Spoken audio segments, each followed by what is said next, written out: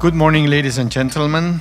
Today, we are very, very happy to see so many distinguished guests here present, and I have the honor of inviting the President of the Jamaican Red Cross to welcome you all to address the conference.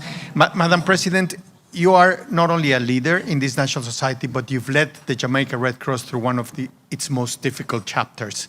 So we're very happy to have you here. The floor is yours, Madam President.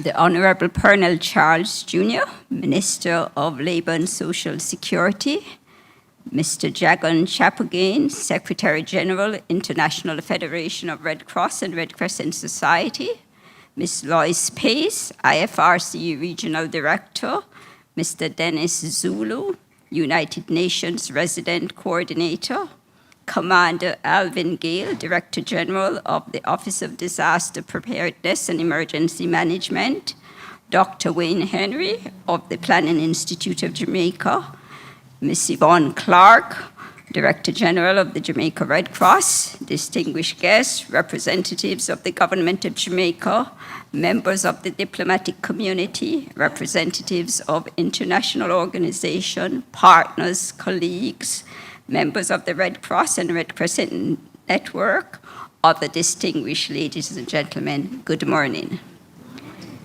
It is my honor as President of the Jamaica Red Cross to welcome you to the Hurricane Melissa Recovery Conference. On behalf of our co-conveners, the International Federation of Red Cross and Red Crescent Society and the Government of Jamaica, thank you for your presence and your continued commitment to Jamaica's recovery. Hurricane Melissa was not just a weather event, it was a national turning point. It exposed the depth of our vulnerabilities, but it also revealed the extraordinary strength of our people. We saw loss, but we saw courage. We saw disruption, but we also saw determination. And in that tension lies our responsibility, not simply to restore what was, but to shape what must now become. 6 months on, the immediate shock has passed, but the risk now is more insidious. Without decisive and coordinated action, temporary setbacks can harden into long-term vulnerability. What we face is not unlike sepsis. Left unchecked, it spreads and overwhelms. But with timely, targeted intervention, the trajectory can be reversed. This is what this moment demands.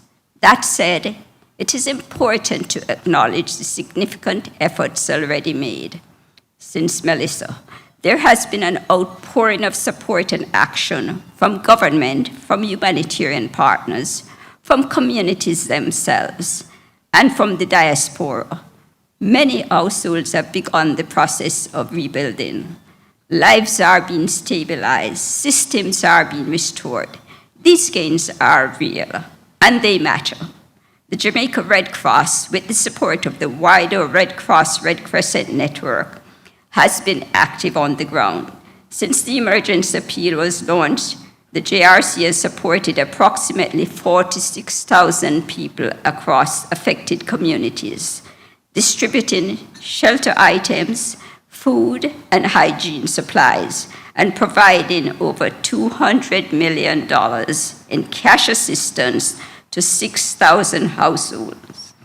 Over 5,381 persons have received mental health and psychosocial support, and 276 community members have been trained in Build Back Safer techniques. I would say build forward safer techniques, but it says it should be built back. In the first week alone, 176 tons of humanitarian aid were mobilized. These efforts have stabilized lives and created a foundation on which we must now build with greater precision and urgency. It is within this context that the Jamaica Red Cross advances its Hurricane Melissa recovery strategy, structured around 5 interconnected pillars: community resilience, safer shelter, livelihoods restoration, health and psychosocial support and hygiene promotion. Aligned with the government of Jamaica's recovery agenda, this strategy reflects our shared commitment to coordinated, inclusive, and forward-looking action. This conference is both timely and necessary. It is an opportunity to consolidate learning, strengthen coordination, and scale our efforts, and to reaffirm our shared responsibility to those who continue to bear the weight of this disaster. The Jamaica Red Cross remains committed as a trusted humanitarian partner, as an auxiliary to the government, and as an advocate for those most in need. We stand ready to work alongside all stakeholders to ensure that recovery is durable, inclusive, and resilient. I encourage us all to engage with focus and purpose. The decisions we shape here will influence the trajectory of recovery in the years ahead. I wish us all a productive and impactful conference. Thank you.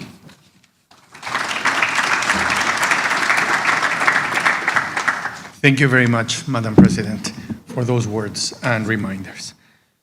Our next speaker leads the world's largest humanitarian organization. Not only is he well-versed in a number of technical issues, but also he's been all over the world watching how this network in the furthest corners of the globe brings hope and humanitarian action for the people. Please, Mr. Secretary General and CEO of the International Federation, Jagan Chapagain. It's an honor to have you here, and thank you for taking time of your agenda to visit Jamaica today. Mr. Secretary General Jagan, the floor is yours. Good morning, Minister. Thank you for being here. I know you just traveled from New York, so we really appreciate you taking the time to be here. And of course, all the colleagues from the Red Cross Red Crescent family, the Ambassadors, Diplomatic Corps, all the partners here, thank you for being here this morning. It's a profound honor for me to stand here today, and I want to begin by expressing my deepest gratitude to the government of Jamaica and of course our own Red Cross, the Jamaica Red Cross here, for co-convening this very, very important dialogue. Thank you for bringing us together. It's such a pivotal moment. Of course, we are here because Jamaica has reached a turning point, and those of you here know, of course, better than I do. It is one that every country reaches in the aftermath of a crisis, but we also know that not all countries' leaders navigate it well. I have confidence Jamaica's leaders will.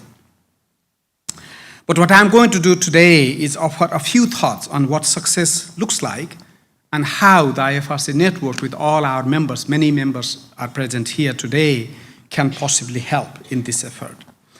That means a few moments of reflecting on the past, but more on appreciating the present, the context, the decision to take, understanding the shifts from action to strategy, and then on being clear-eyed about the future. First then, the past, but both long-term and recent. For many of you, I know the 1988 remains the defining reference point. Hurricane Gilbert was a collective trauma that has always stayed with those of you who lived through it as young adults or children, and a story of impact for those younger who heard about it since.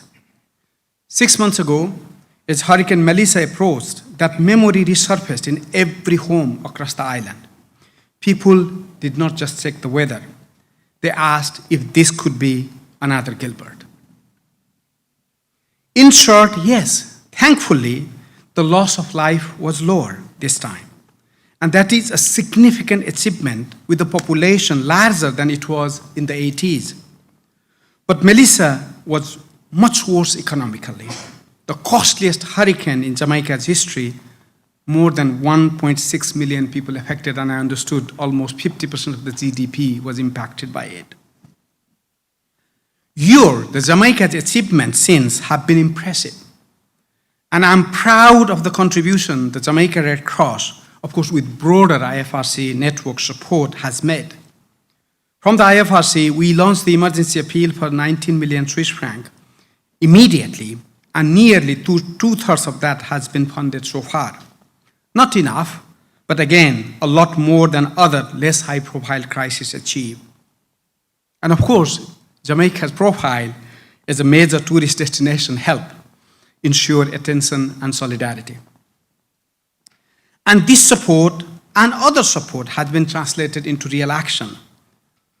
To speak only of the Jamaica Red Cross and the IFRC, already our network has brought help to almost 46,000 people, I think President just described. The DREF, the Emergency Response Fund, was launched even before actually the hurricane hit. That's one of the capacity we have. The tons of materials were mobilized, and a lot of shelter materials and other support was provided, and I think the statistics was already shared.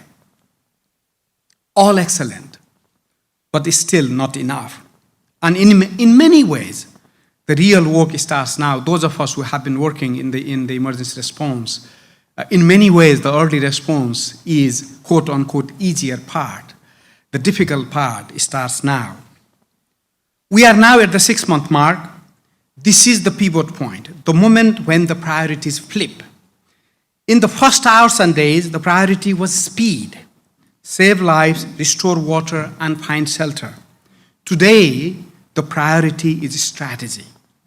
Build a Jamaica that will stand resilient when the next storm hits. And unfortunately, it will. And this pivot is happening in a world that has become more hostile than any of us expected. The escalation of conflict in the Middle East has pushed fuel prices up nearly 10%. Fertilizers costs have jumped by a third. For a country that imports most of its fuel, these are not numbers. They are obstacles to recovery. Every dollar now has to work harder. Every decision has to be sharper.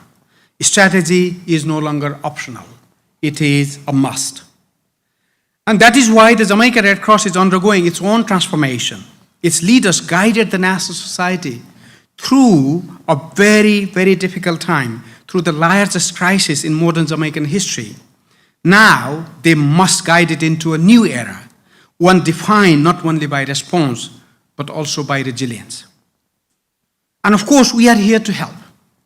The IFRC has established a new country office. Jamie is here, who is leading this office. And we are here to help that transformation of the Jamaica Red Cross and as you move from response to recovery.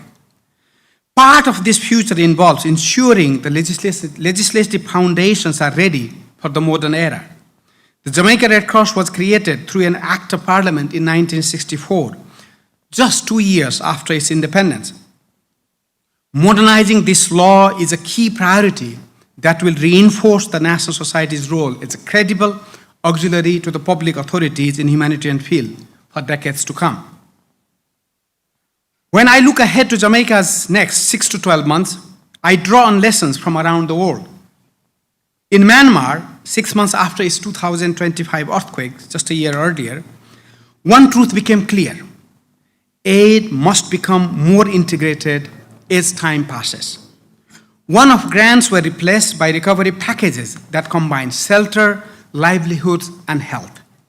Because a family cannot rebuild a home if they are too ill to work, and they cannot work if they have no roof over their heads. Recovery must be holistic. Here, closer here, Barbados learned the same lesson after Hurricane Beryl.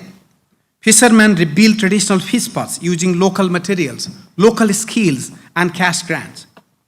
It preserved income, culture, and dignity while reducing future risks. These are not just stories. These are invaluable lessons we must learn from. We don't have to start from zero. We have valuable lessons that we can learn from around the world. The key is to build integrated resilience before next hazard hits. Not just getting back what people have lost, but helping communities build what they will not lose in the future. And this is what I would like to call building forward better. not building back better. That's the word we use most of the time. Building back is not good enough. We have to build for the future because the world is changing rapidly. The nature of crises are changing rapidly. So we have to have a recovery that looks to the future, not to the past. Resilience grows when people are agents of their own change. Strangely enough, the hardest parts of recovery begins when the emergency phase ends and needs become less visible. That's where Jamaica is now. You don't get to hear this in CNN or the BBCs of this world. There is not much coverage happening now. It doesn't mean that the needs of the people have gone away. Actually, needs of the people become more apparent during this time of the crisis. That's where, as I mentioned, Jamaica is now, and this is the moment we all have to collectively get it right. The goal for Jamaica should be to hugely improving human outcomes through the work done between the storms, not while in the ravages of the storms. From the perspective of the IFRC, and I'm representing here all our network, all our members, our commitment is to stay engaged and support a recovery that is truly nationally led, locally led, communities at the center of the recovery. To our partners here today, and thank you for all your support, I think you have been incredible. I leave you with 3 simple messages. Number 1, invest earlier, long before the inevitable next one arrives. And we all know, but it will unfortunately hit. And I think I heard in next couple of months, the next hurricane season can start. The second, commit longer. Resilience is built over years. Recovery takes time. It cannot be done in months. It cannot be done in weeks. So we need you to commit for longer. And third, let us trust the national actors, the local actors, the communities, because at the end of the day, they have lost their homes, they have lost their livelihoods, and we need to trust in their ability to recover. And with just a little participation, just a little contribution, they can do wonders. And we have seen this around the world. When we trust them, the wonder happens.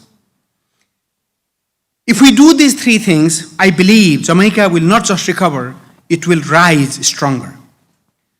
6 months ago, Hurricane Melissa tested Jamaica severely. I believe Jamaica passed that emergency test. But the mission now is to ensure that the next storm tests Jamaica less than it did 6 months ago. This is the shift from response to recovery. This is the shift we need from recovery to resilience, from vulnerability to strength, from surviving storms to outsmarting them. It's not an easy shift, but it is possible. And I have every confidence that this great country, with its leadership, its people, and its partners, will make that shift successfully. And IFRC will be here with Jamaica Red Cross, with all our members, to accompany you in this important journey. Thank you so much, and thank you for having me here this morning. Thank you very much, Jagan. Jagan was in Turkey 3 days ago. He will be in Ecuador the day after tomorrow. Then he's all over the world. Thank you for taking time and coming here. To us, it signals a global commitment and the importance that you give to this project. Thank you. And it's good to see you again, Jagan. It is now my honor to invite to the podium the representative of the government of Jamaica, delivering the keynote address for this conference on behalf of the Most Honorable Andrew Michael Holmes, Prime Minister of Jamaica. The Honorable Pernell Charles Jr. serves as the Minister of Labor, as you know, and Social Security. Minister Charles, thank you very much for taking time of your very busy agenda and being with us today. We very much appreciate that. The floor is yours, sir. Good morning to all. Excellency, Secretary General of the International Federation of Red Cross and Red Crescent Societies, welcome. I think we might have been on the same flight, maybe, from what I'm hearing. Ms. Lois Pace, Regional Director for the Americas, welcome. I'm hearing Dennis Zulo's name called. Where's Dennis? Yes, all right. Commander Gale, Director General of ODPEM, who is here. Miss Alessandra Chung, our President of the Jamaican Red Cross. Of course, Yvonne Clark, our Director General. Other representatives of the Jamaica Red Cross and also the IRCC that are here. Distinguished members of the Diplomatic Corps, and permit me to acknowledge especially our very own Ambassador Shona K. Richards, who I didn't get to welcome back to Jamaica. Yes.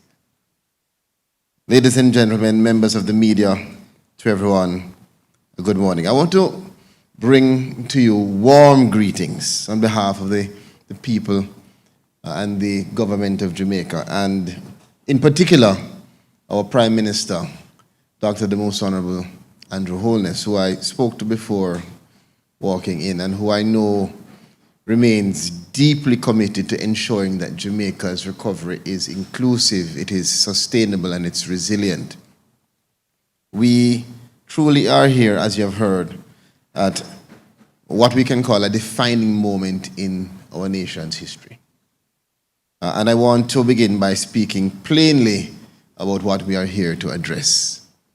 Now, I've been through hurricanes. I remember Hurricane Gilbert as an 8-year-old. I don't know why I was doing this, but I was trying to act as the plyboard holding the glass. And I remember feeling it and hearing the howling. I remember other tropical storms and hurricane between Gilbert coming up through the years, but I've never seen anything like Melissa. October 28th, 2025 is a day that I will never forget. It is a day when we were hit by the most powerful hurricane in our recorded history. A hurricane that tore every leaf off of the trees. When you went to Westmoreland and looked on the mountains, no leaves, not even the bark remained on the tree.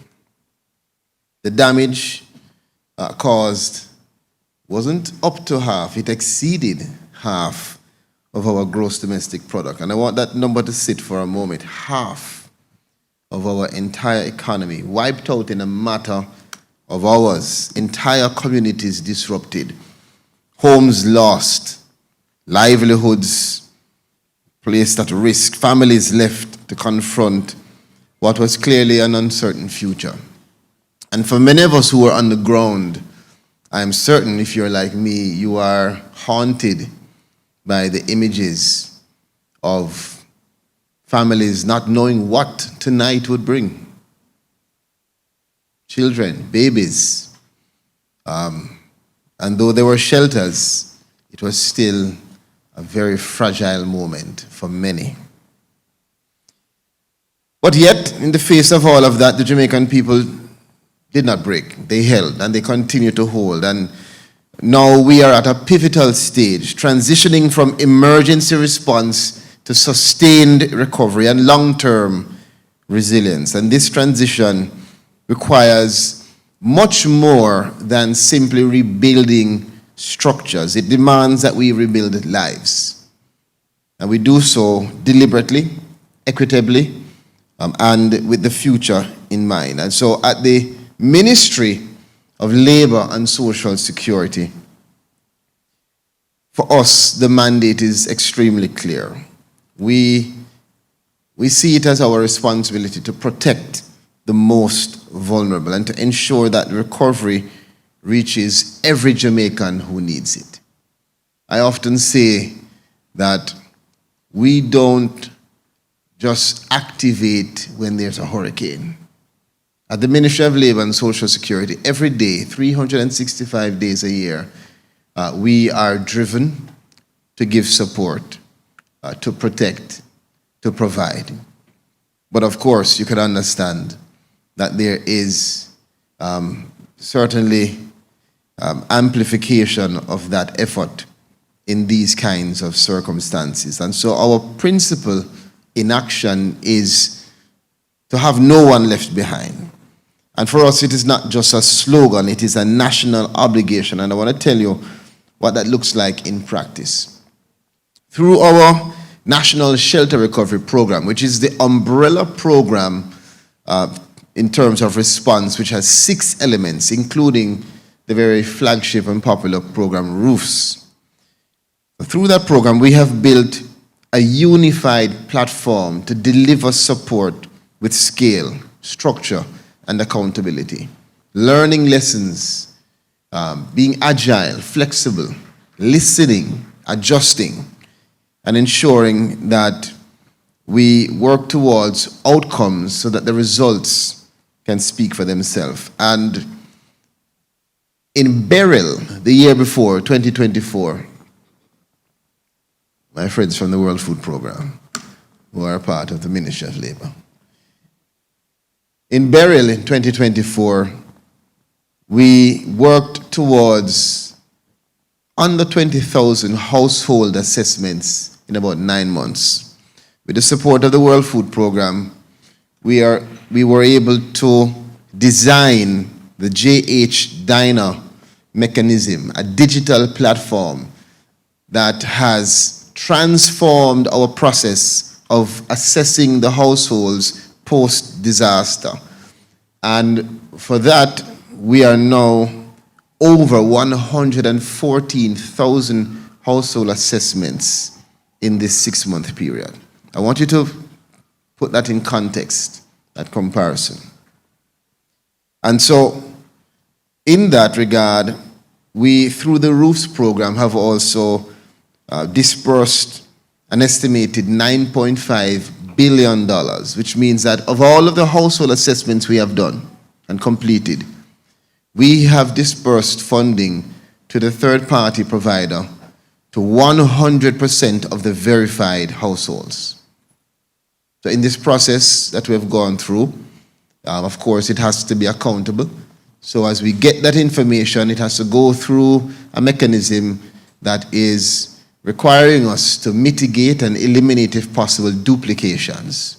And so you don't have the disbursement until there's verification. And of the 100%, of all that we have verified, we have dispersed funding to all. There are many more to come. And so that re-verification process is now earnestly moving forward. But more importantly, behind every one of those figures is a mother, a father, a daughter, a son, a family, a grandmother in St. Thomas who can now perhaps get the support to repair her roof before the next rainy season. A young man in Westmoreland who can perhaps get back to work because he's able to fix his roof and gain back stability. A woman with disability in Portland maybe who was not overlooked because our system was integrated with principles that prioritized severity but also targeted vulnerability. Our approach is deliberate and it is targeted, supporting low-income households, prioritizing our senior citizens and persons with disabilities, and reaching the most underserved communities first as much as possible. And as we advance, we continue to refine those systems. As I said, it is definitely not perfect.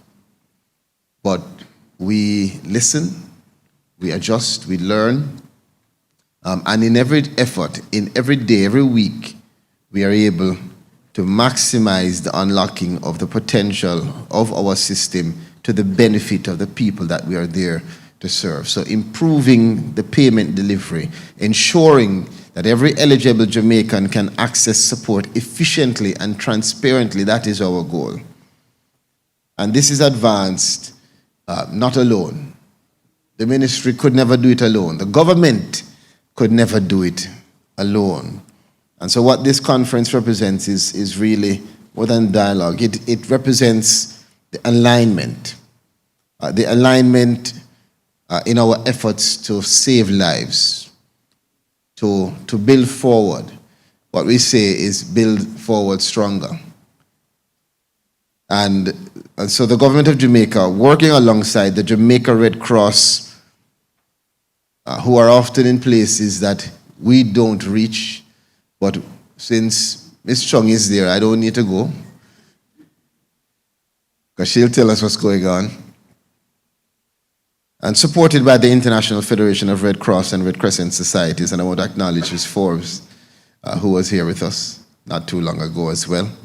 And in partnership across government, ODPEM, Commander Gale, I'm told the story is that he hasn't slept since October 28th, but he looks pretty good, so, maybe it's, just a tale. I'd say the coffee is there, could be true. But we've been working hard.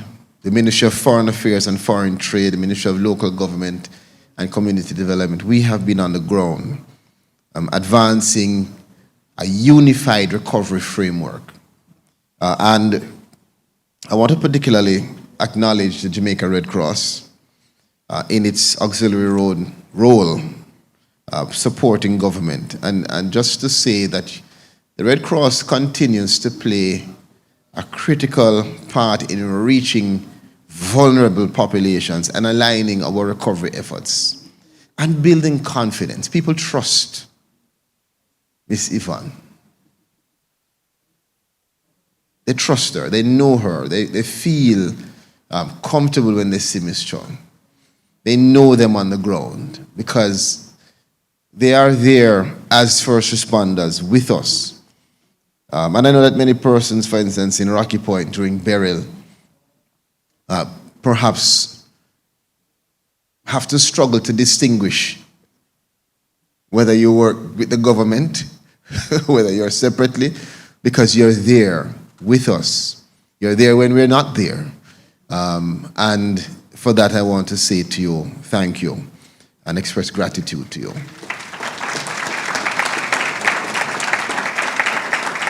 So, importantly, as I wind down, this is what coordination and cooperation look like. And this is what coordinated recovery ought to be. Shared responsibility, aligned action, and most importantly, collective impact.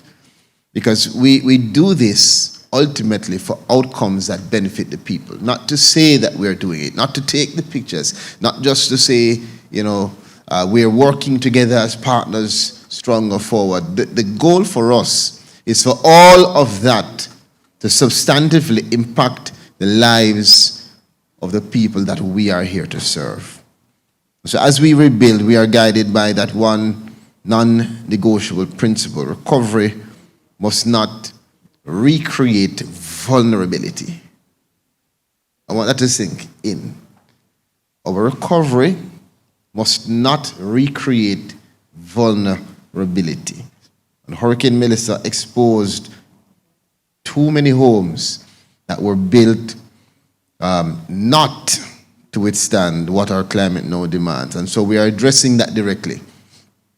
It was said by you, Secretary General, and so through stronger construction standards, through the disaster risk reduction being embedded into every housing solution and a community preparedness agenda as well, that puts knowledge and readiness in the hands of the Jamaicans that have to build forward stronger. Resilience then is not an abstract policy goal on paper.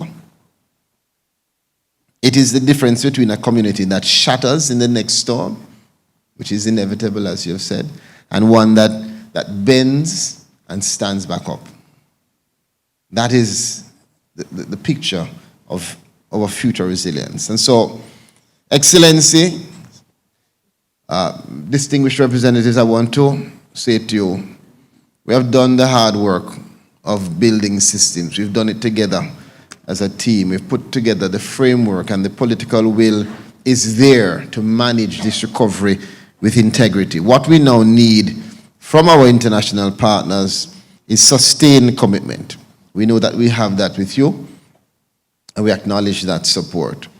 And I say this not just for persons who are in this room, but for all, because we have months and years ahead of us. When all the cameras are gone, the recovery work is yet unfinished.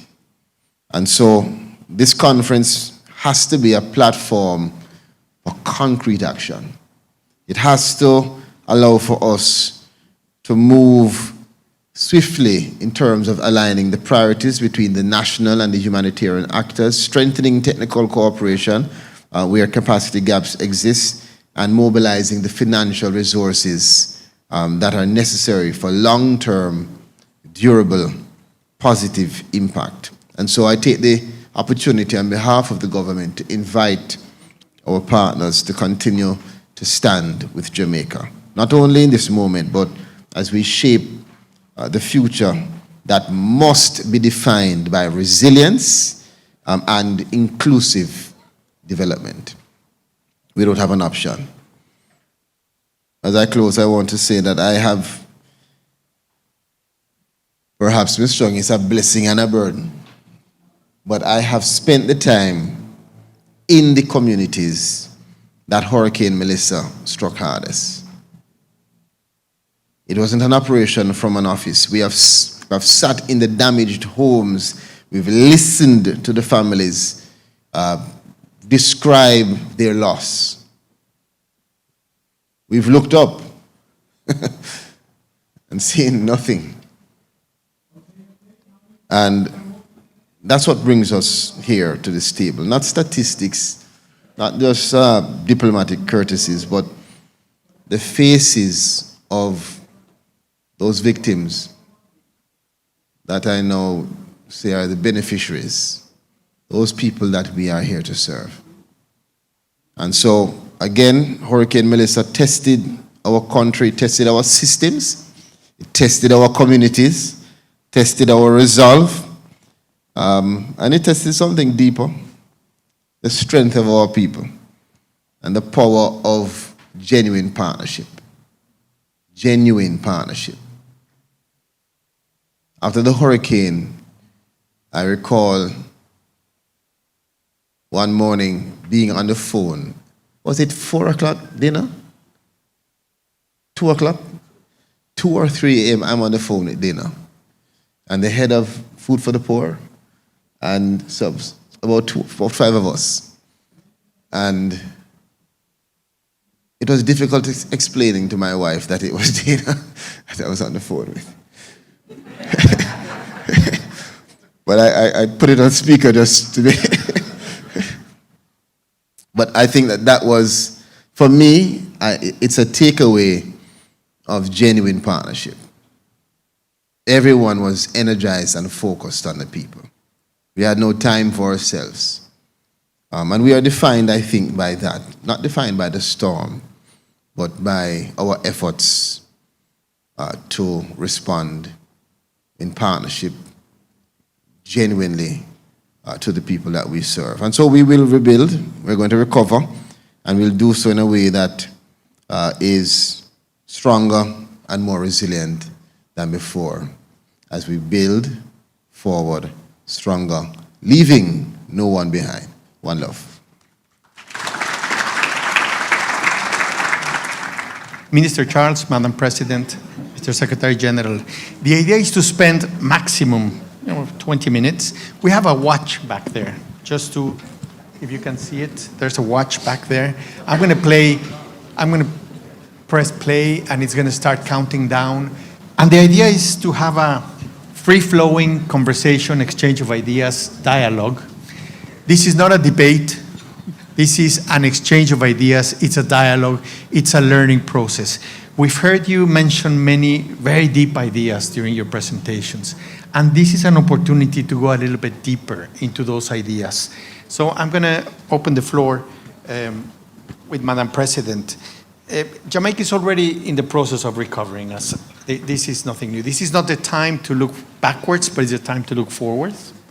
It's a time to highlight some of the messages for the people in this room. So the question to you three is, what is important for you when we're now defining the way forward? What is important? What would you like to remind our colleagues here, our friends, our international and national partners? What do you think is the point that we've reached, and where do you think we should go forward? And what would you like to recommend? What components are important for you in a recovery process? So I'm going to start with Madam President, then I'm going to move to Secretary General, and then I'm going to move to Minister Charles. And after hearing from you, then I'm going to ask to highlight anything you just heard from the other colleague, okay? You could further what you already spoke about, or you can come up with new ideas. It's up to you. Madam President, what are the key components that we should take into account? The important thing for me is to see the Jamaicans who have been most affected by Melissa back in their homes and being able to continue their livelihoods, and for the children to be able to go to school on a regular basis. Because right now I know that there are some areas where children are going to school on a rotational basis. So I would like to see those are the most important things for me, and that what we build for these persons, we're building forward. So when another hurricane comes, those same persons won't be affected, because I know that in some cases, persons who were affected by Melissa were also affected by Hurricane Beryl. And so for me, I feel it very deeply every time it rains, because I know that there are some people whose homes were totally flattened. You spoke about focus and purpose, engagement with purpose and focus. What do you mean by that, Madam President? We have to focus on what we need to do. The important thing is that we are going to assist those who are most vulnerable, and our purpose here is to ensure that we provide for those persons, because some of those persons will never be able to build back their homes by themselves. They're not in that kind of condition. I've seen homes that were totally flattened. So it's not like you're going to offer the person some roofing material. That's not going to assist them. And because of that situation, their livelihoods have been affected. Their kids are, terrified. And so we have been providing mental health and psychosocial support to persons in the shelters. I would also like to see the persons that are currently in shelters be able to go back to their own homes. Thank you, Madam President.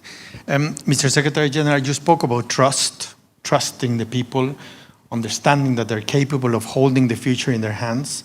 You also spoke about looking forward, not backwards. You spoke about the wholehearted nature of recovery, the holistic approach. Excuse me, is my Spanglish, Mexican Spanglish, more or less understandable? Yeah? Okay, please do excuse me. Is there anything else you would like to highlight, and what would you like to request, recommend, and bring forward to this conversation? No, thank you. I think your Spanish English is better than my Nepali English. So I think maybe two or three things just to build on that. One is, of course, having that comprehensive national strategy, which is led by the government, is extremely important. Otherwise, we can have a very fragmented recovery, and which can at times create duplication, and it can also leave people behind. So having that comprehensiveness is extremely important, and I'm pleased to see that commitment from the national leadership. But once we have that, it's critically important that the people are not seen as victims. People are seen as actually the community who have ability to recover. And if we stop seeing them as victims and we stop and start treating them as actually the families who want to come out of that crisis better and stronger. I like the word stronger than better, actually, so I will steal from you, building forward stronger. And trusting that, for me, is critically important. A lot of times what happens is the sustainable development comes when it is led by the people and when people take the ownership of their own development. So this combination of a national strategy that is built on the trust and confidence from the population. And that's where I believe the Red Cross can contribute. Just because of the nature of the organization, most of the volunteers of the Red Cross come from the community. They are part of the community. They have been impacted just like their fellow community members. So they have that empathy and also the trust. As you know now, in today's digital age, the people trust the people they know. Not like maybe 50, 60 years ago, the leaders were trusted, part of. Now people trust the community members, their families, their friends, the people who talk like them, people who speak like them, people who have a similar culture. And that's where the value of the Red Cross comes into this mix. And I know, I think we are really committed to making that contribution. But it needs to be led nationally and by the communities. Thank you, Mr. Secretary General. Thank you, Jagan. Minister Charles, so many things in your address. You spoke about alignment, coordination, collaboration, true partnerships, the pivotal moment that this is for Jamaica, and the importance to recognize this pivotal moment and use this opportunity to accelerate something that you spoke about stronger, as Jagan said. And you spoke about trusting each other. What else would you like to highlight at this moment? What would you like to recommend them, make sure they hear? So it's 2026. And I think one of the critical issues for us is, as we look forward, is to define the systems and the innovation that will allow for us to have a much more structured, proactive approach to building this resilience and truly exemplifying adaptation for a small developing country like ourselves. And for us to do that, we will have to not just get caught up with the now, with this moment, but to allow ourselves to expand thinking to what inclusivity really is. I mean, during the hurricane, we were able to go in, and with the support of the JDF and partners, we rescued a young man who is a person with disability. And his story is an example of what it means to leave no one behind. But there's so many others who you may not see or hear or know their name. And that requires a proactive approach. It requires us to have the systems that allow us to know where our people are, what are their circumstances, and to develop a structured, strategic approach to know what is the allocation needed way before something hits.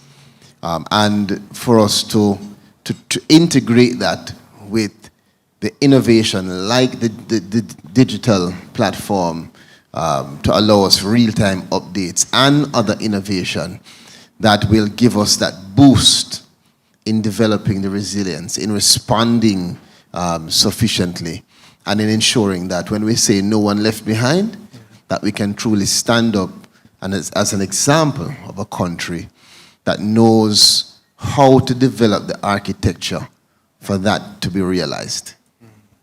Wow, thank you. Anything that you heard from your colleagues, from other speakers, that you would like to highlight, that you would like to say, oh, that I found particularly interesting. That is something important that I would like to comment on. I think the word that came also from minister, but also from the president, the inclusive.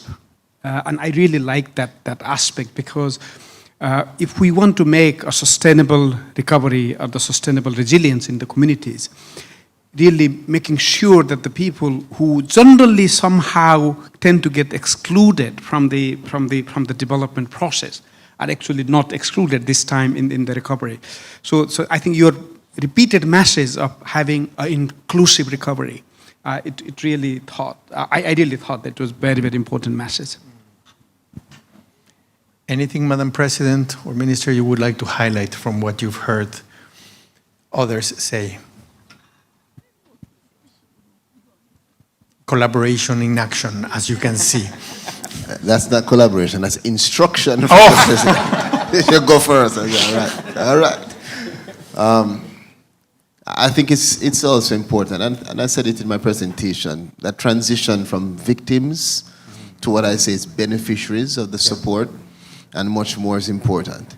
Not just for us in terms of our approach to the process of providing this support throughout this recovery, but to the mindset of the families that are going through this, that continue to go through this, and that even when they are moved from shelter to their home, continue to be haunted by the memories of what they've gone through. And I think it's critical for us in our stage and state of recovery to take that approach to it, so that we're seeing it in a positive way, and that the outcome will not just focus on infrastructure, but that it will highlight championing the kind of strength in mental state that is required for the children that have to go back to school,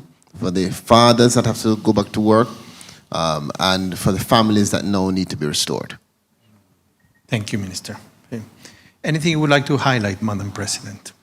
I liked when the minister spoke about leaving no one behind, because that's really, I think that inclusivity is very, very important. And I think we need to understand also that, like he said, even after we put those people back in their homes, they're still going to require our services in providing mental health and psychosocial support to them throughout that period, because it's not going to just go away the next day because they're back in their homes. So I think we have to understand that this is a long-term situation for all of us here, both Jamaicans and those of the persons, our partners overseas, need to understand that. Okay. Any final words before we close this conversation? What I feel very strongly now, also, of course, in my role, having to see many different situations around the world, and of course, the development we see, there is sort of a tendency towards me for myself. And I really feel very strongly that we here in the room, of course, representing our organizations, our governments, I think we have to challenge that notion that me for myself. If we look at the recent history of the world, I think the world has made enormous progress, despite some of the challenges we see. And I believe that has come through the notion of solidarity. Helping neighbor, communities helping communities, the countries helping countries. And for that, the whole multilateral system was developed in the world so that we have a platform for that type of solidarity. I could be in a good shape today, but I could be in a difficult shape tomorrow, and I can count on you as my fellow human being to support me when I'm in a crisis. And that is being significantly weakened now globally. And I think we are still on that trajectory. And it will not change by itself.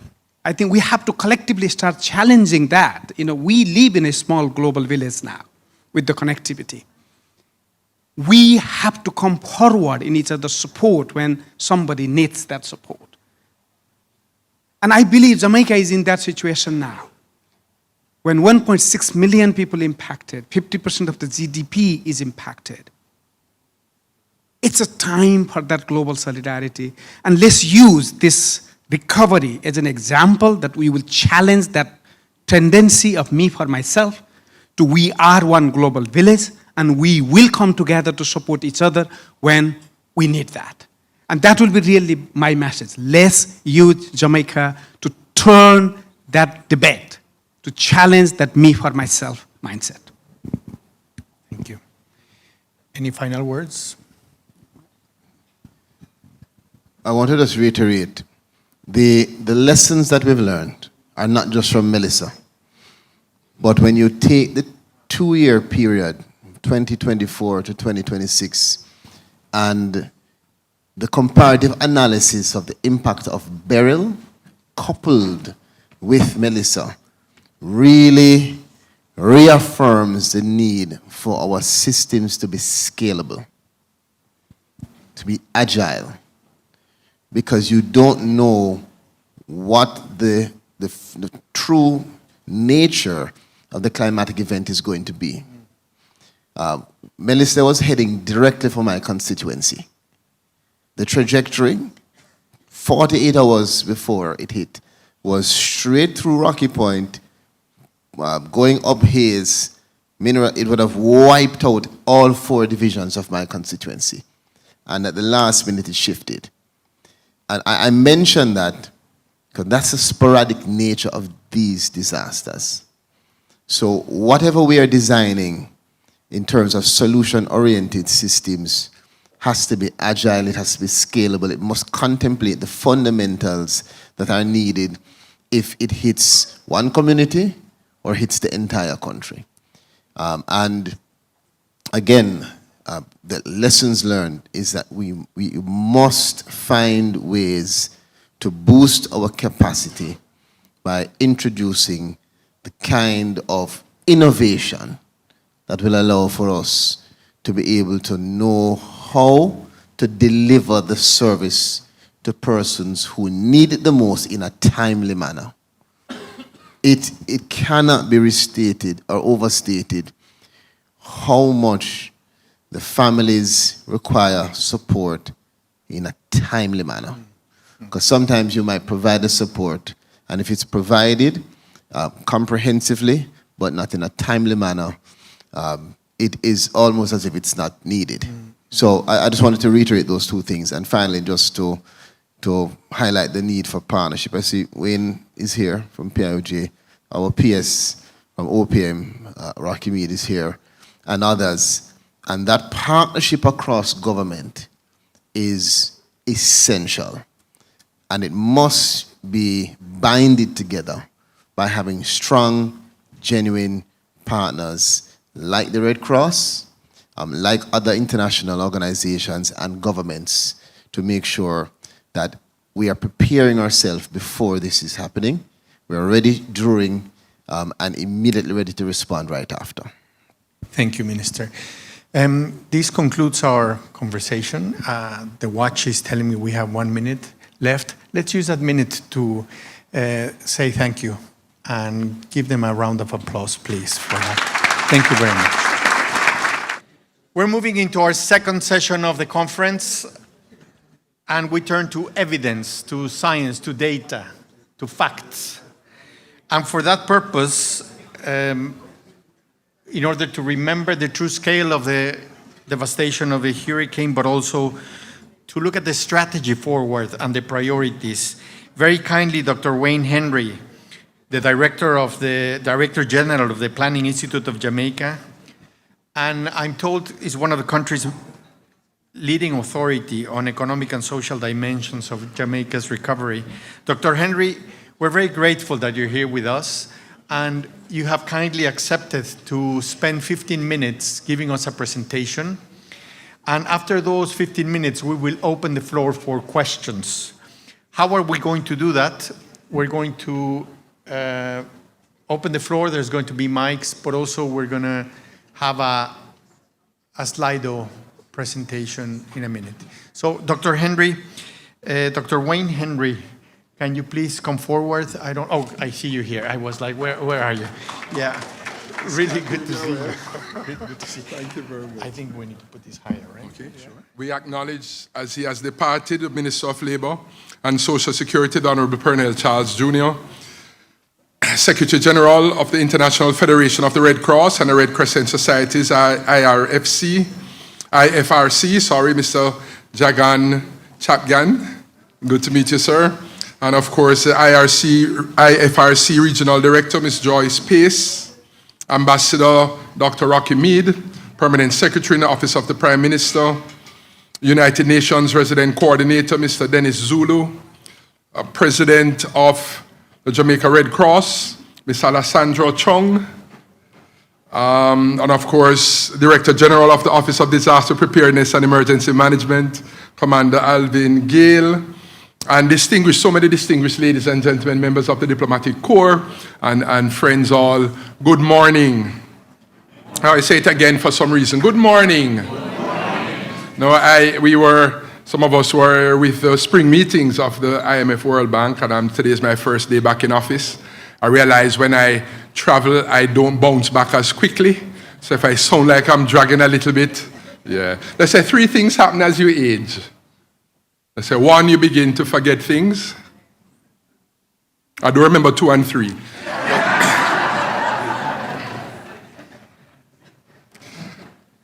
But we're going to present on the damage and loss assessment for Hurricane Melissa for Jamaica. And I'm joined from the PIOJ by Mrs. Nadine Brown, who is a real expert, one of our experts in climate and all of these things, sustainable development, and Ms. Stevan Nugent, who is our Chief Policy Analyst in the Director General's office. And so we'll be happy to take all your questions if we have time at the end. And so at the request of the government of Jamaica, a multi-partner team led by UN ECLAC in collaboration with the IDB, Inter-American Development Bank, the World Bank, and other UN agencies, they were mobilized to undertake a comprehensive damage and loss assessment of Hurricane Melissa. The assessment brought together over 30 international experts working closely together with technical specialists from ministries, departments, and agencies across the government of Jamaica. As you heard Minister and others saying in the panel before, the importance of partnership across the country. And over a 6-week period, both virtual and in person, the team conducted extensive field visits, engaged directly with affected communities and key informants, and applied remote sensing, geospatial analysis, and modeling tools. This rigorous process culminated in a comprehensive report finalized in December 2025 and subsequently approved by the Cabinet in March 2026. Let me briefly highlight the key concepts underpinning the damage and loss, what we call DALA methodology. At its core, the assessment looks at effects and impacts. Effects are captured in 3 categories: damage, losses, and additional costs. These effects then translate into impacts, particularly on the wider economy, affecting indicators such as GDP and public finances. The assessment included an analysis of 1, the social sector, which focused on the affected population, education, health, housing, and culture. 2, the productive sector, looking at agriculture and livestock, fisheries and aquaculture, tourism, commerce, and industry. And 3, infrastructure sector, which comprised transportation, power, water and sewage, and telecommunications. The report also includes a cross-cutting assessment of the effects suffered by the environment sector and, of course, the overall macroeconomic impacts.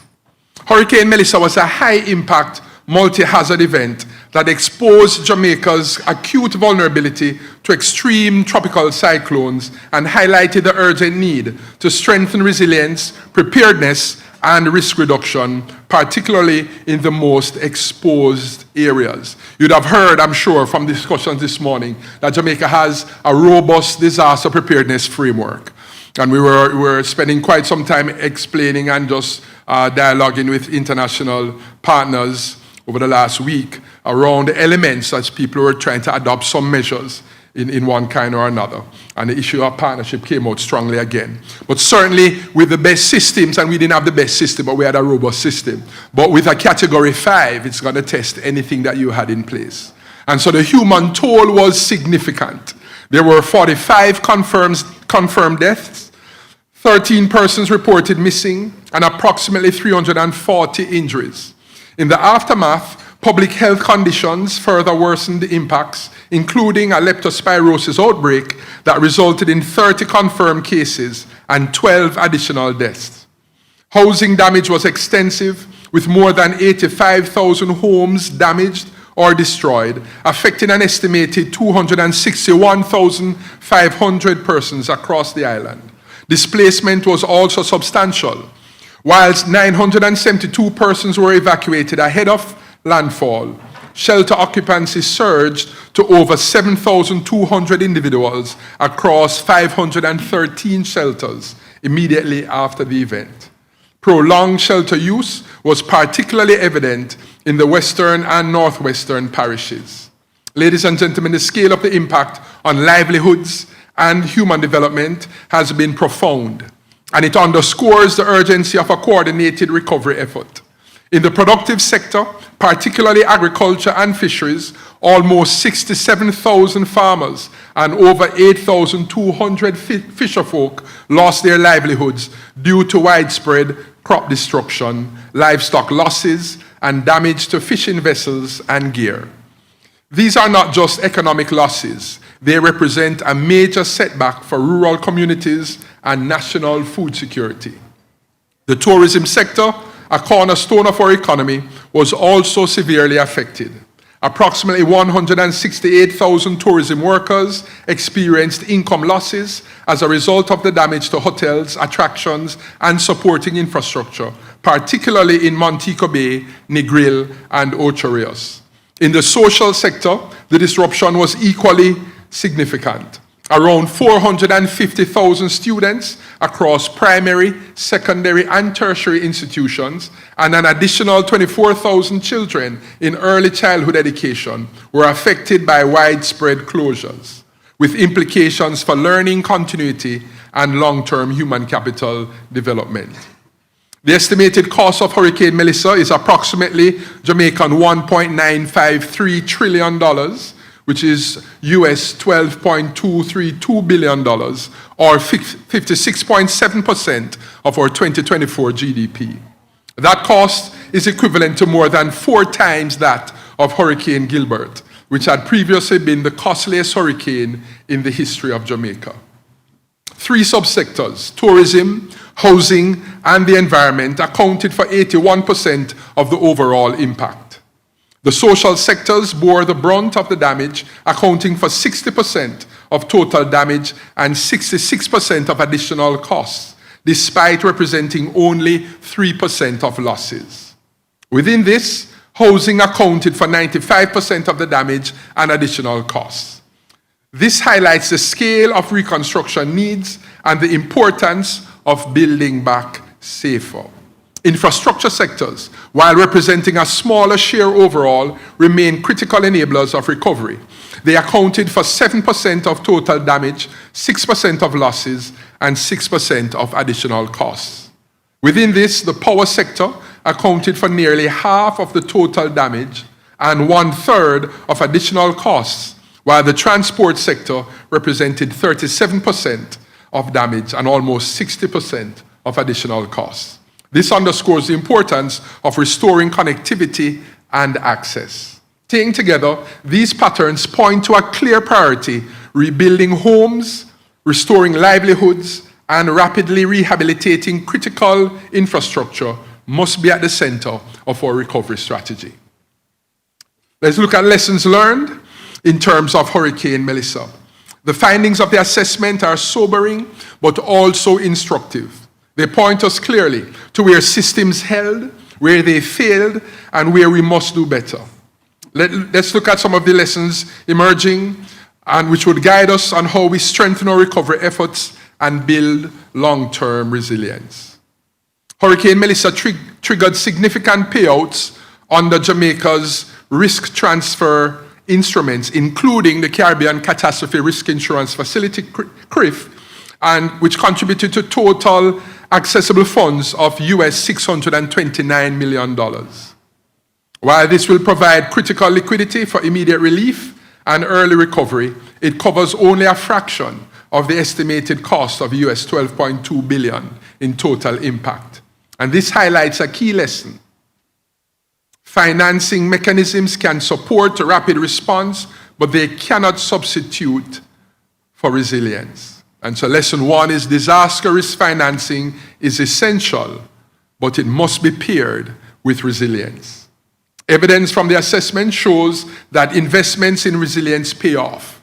Health facilities built or retrofitted to smart hospital standards sustained minimal damage, while intact mangroves and coral reefs help to reduce coastal flooding and protected communities. That's lesson 1. Lesson 2, robust institutional and policy frameworks does not always translate into effective performance on the ground. Jamaica has a robust disaster risk management framework, including the Disaster Risk Management Act of 2015, which was amended in 2021, the Comprehensive DRM Policy and Strategy, which runs from 2020 to 2040, and the National Disaster Risk Financing Policy from 2021 to 2026, supported by a multi-layer institutional system from national to community level.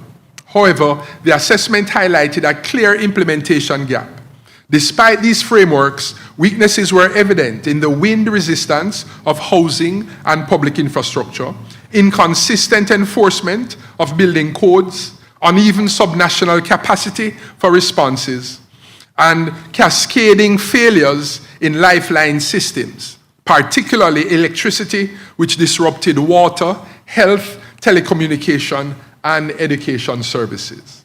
In several parishes, impacts were compounded by limited recovery from Hurricane Beryl from 2024, underscoring the effects of repeated shocks and underlying socioeconomic fragility. Strengthening resilience, therefore, requires not only sound policy and institutions, but consistent enforcement, capacity at the local level, and investment in system-wide robustness. I hope I'm not going too fast. I sound like I am. The third lesson, and you know there's going to be a quiz after and some gate prizes, right? Third lesson, social vulnerability drives unequal impact and shapes recovery outcomes. The assessment shows that the impact was not evenly distributed. Coastal and informal settlements experienced disproportionate damage and slow recovery timelines. Rural households, that's women, particularly those employed in tourism and commerce, as well as children, informal workers, and MSMEs were among the most affected groups. These inequalities reflect pre-existing vulnerabilities and shaped both exposure and recovery capacity. Recovery, therefore, must be inclusive by design, with stronger focus on targeted risk reduction and shock-responsive social protection systems that can respond quickly and equitably to the needs of the most vulnerable groups. The fourth lesson, Jamaica's early warning system performed well and timely with wide dissemination through official channels, television, radio, and social media. And the lesson there is effective early warning systems must be matched by last mile readiness and response capacity. Effective early warning systems must be matched by last mile readiness and response capacity. Most households received critical information and were able to take initial protective actions. However, the assessment highlighted a gap in last mile effectiveness, where warnings did not consistently translate into timely or feasible action. Constraints included limited transport access, challenges faced by elderly persons, persons with disabilities, and single-headed households, as well as reliance on informal communication networks in remote and mountainous areas. While some communities began preparations quickly, others lacked the resources, support systems, or infrastructure to respond effectively. Shelter conditions 3 weeks after the event also reflected significant strain. Strengthening early warning systems requires moving beyond hazard alerts towards impact-based forecasting alongside investments in evacuation, logistics, community preparedness, inclusive support mechanisms, and resilient local communication systems to ensure that early warnings can be reacted to and acted in real time.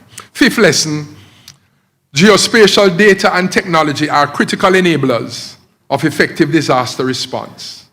The country's investment in geospatial governance systems and readiness proved essential for improving coordination, targeting of assistance, and enabling faster, data-driven decision-making during response and recovery. And so the National Spatial Data Management Branch, the Ministry of Labor and Social Security, utility entities among others used interactive dashboards, satellite and drone imagery to provide timely data to support disaster response. Lesson 6, the use of schools as shelters has trade-offs for service continuity. The extensive use of school facilities as emergency shelters delayed the return to normal education activities, highlighting the need for more dedicated and resilient shelter solutions. Lesson 7, cultural heritage assets and records require deliberate protection and resilience planning. Many heritage sites, often older and already in need of maintenance, sustained damage during Hurricane Melissa. There was also a significant loss of historical and administrative records. This underscores the need to strengthen both the physical resilience of cultural assets and the safeguarding of national records and archives. Let's close now with speaking about the way forward. Although not exhaustive, these lessons provide a clear picture of both progress and gaps in Jamaica's disaster risk and recovery systems. They show that while we have strong institutions, risk transfer mechanisms, and early warning capabilities, their effectiveness depends on implementation, last mile delivery, inclusive systems, and the integration of data, technology, and baseline information across all sectors. They also reaffirm that disasters do not only reflect hazard exposure, but they amplify existing vulnerabilities across social, institutional, and infrastructure systems. What kind of actions are we taking as we move forward into reconstruction and long-term resilience building? The DALA provides an integrated set of policy and institutional recommendations structured along 3 temporal phases: rehabilitation, resilient, reconstruction, and building long-term resilience to guide Jamaica toward a more resilient social and economic development pathway.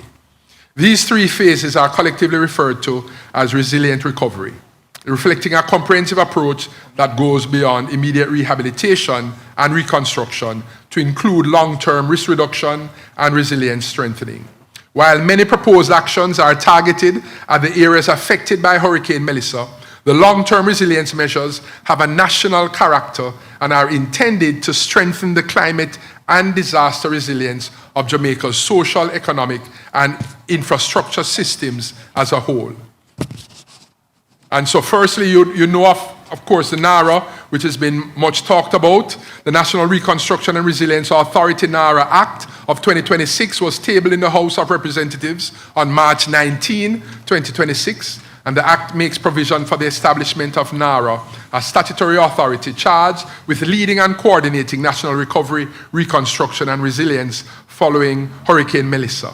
It will plan and prioritize rebuilding projects, mobilize and manage public and donor funding, and oversee delivery of time-bound programs to restore infrastructure, housing, and essential services. NARA will also drive resilience building to reduce future disaster risk and support sustainable economic and community recovery.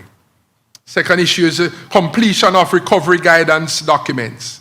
The establishment of NARA will be complemented by the development of a national recovery framework and parish recovery plans to ensure that recovery is both strategically guided and locally grounded.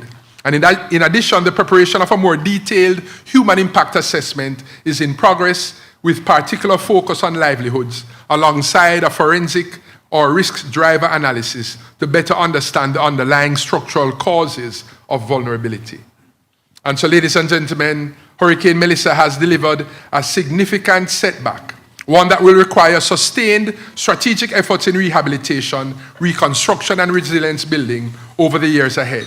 It is imperative that we take the lessons identified and translate them into concrete actions that strengthen our disaster risk management systems and reduce future risks. we are very optimistic about the future of Jamaica. We have an opportunity now to strengthen those areas of vulnerability and close the gaps that remain. Thank you very much for your attention. Thank you very much, Dr. Henry. We're going to open the floor for questions, but first of all, let's make the quiz, shall we? You mentioned a quiz, if I recall correctly. So, just tell me if I understood you correctly. The first lesson is about pairing disaster finances with resilience. Correct. The second one is about the robust institutions and policy frameworks should lead to effective performance. Yes. So effective performance is like the acid test of that. The third one has to do about the importance of understanding inequalities. Yes. You spoke about the disasters as microscopes that help us see vulnerability and inequalities, Yes. and telescopes to see Yes. a new way of society. The fourth lesson is about early warning systems and how they must be the last mile. The systems must be accompanied by action at the ground at the last mile. The fifth has to do with the importance of geospatial data. The sixth has to do with using schools as shelters, a debate that we've been having since the 80s. You know, how it disrupts the going back to normality. Yes, correct. And then the seven is the importance of protecting cultural assets. Did I pass the quiz? He passed the quiz. Oh, He needs thank to you give very him a much. round of Thank you very applause. much. Let's open the floor 5 minutes. Pedro, can you put 5 minutes on the marker? We have 2 mics, so questions for Dr. Wayne Henry. This is a time where participants participate. Good morning, everyone. I'm Lois. My name has been called out, but I haven't gotten a chance to introduce myself. So thank you very much for your presentation. I completely kept up. So grateful for how you presented this morning. I'm curious across the lessons, but particularly with cultural preservation, how you've had conversations with other countries that have faced similar issues. Because this is something that I don't know if is discussed as much in our space, in the humanitarian space, but is quite important to communities if we think about what's central to them. So can you say more about your process for really trying to figure that out? Thank you, Lois, for the question. I don't think we paid you enough regard to culture in Jamaica. We speak of the strength of Orange economy and the potential benefits. Jamaica is a gold mine in terms of culture. If you think of our arts, our entertainment, also culture, the people of Jamaica. And I think one of the issues that was highlighted is that there was a need for greater maintenance of our cultural assets. That if you maintain, it's easier, just like your housing, that if it's well maintained and up to modern standards. And I think the sort of mapping, we've done well. I know UNESCO, different ones, work a lot, Ministry of Culture, Gender, Environment and Sport, Entertainment, and sport tend to do quite a bit in naming areas and trying to bring protection in terms of our cultural heritage. But I think broadly we need to do more in terms of maintaining, more in terms of identifying and having the enforcement that even when you've designated just to ensure that these stipulations are maintained and upheld and recognized. So I think in that sense more would need to be done in our context. Thank you very much, Dr. Wen. I just passed the mic around and nobody requested to participate, Yeah. so last minute. No, I'm seeing some hands here. We have I some hands. would add, Lois, while we have cultural ambassadors in sport, in different areas, you could put a cultural ambassador in disaster risk management. Somebody who is appointed to ensure that we maintain at certain standards and there's quick response to ensure follow-up. Huh? Good morning. My name is Marva Ziminiz.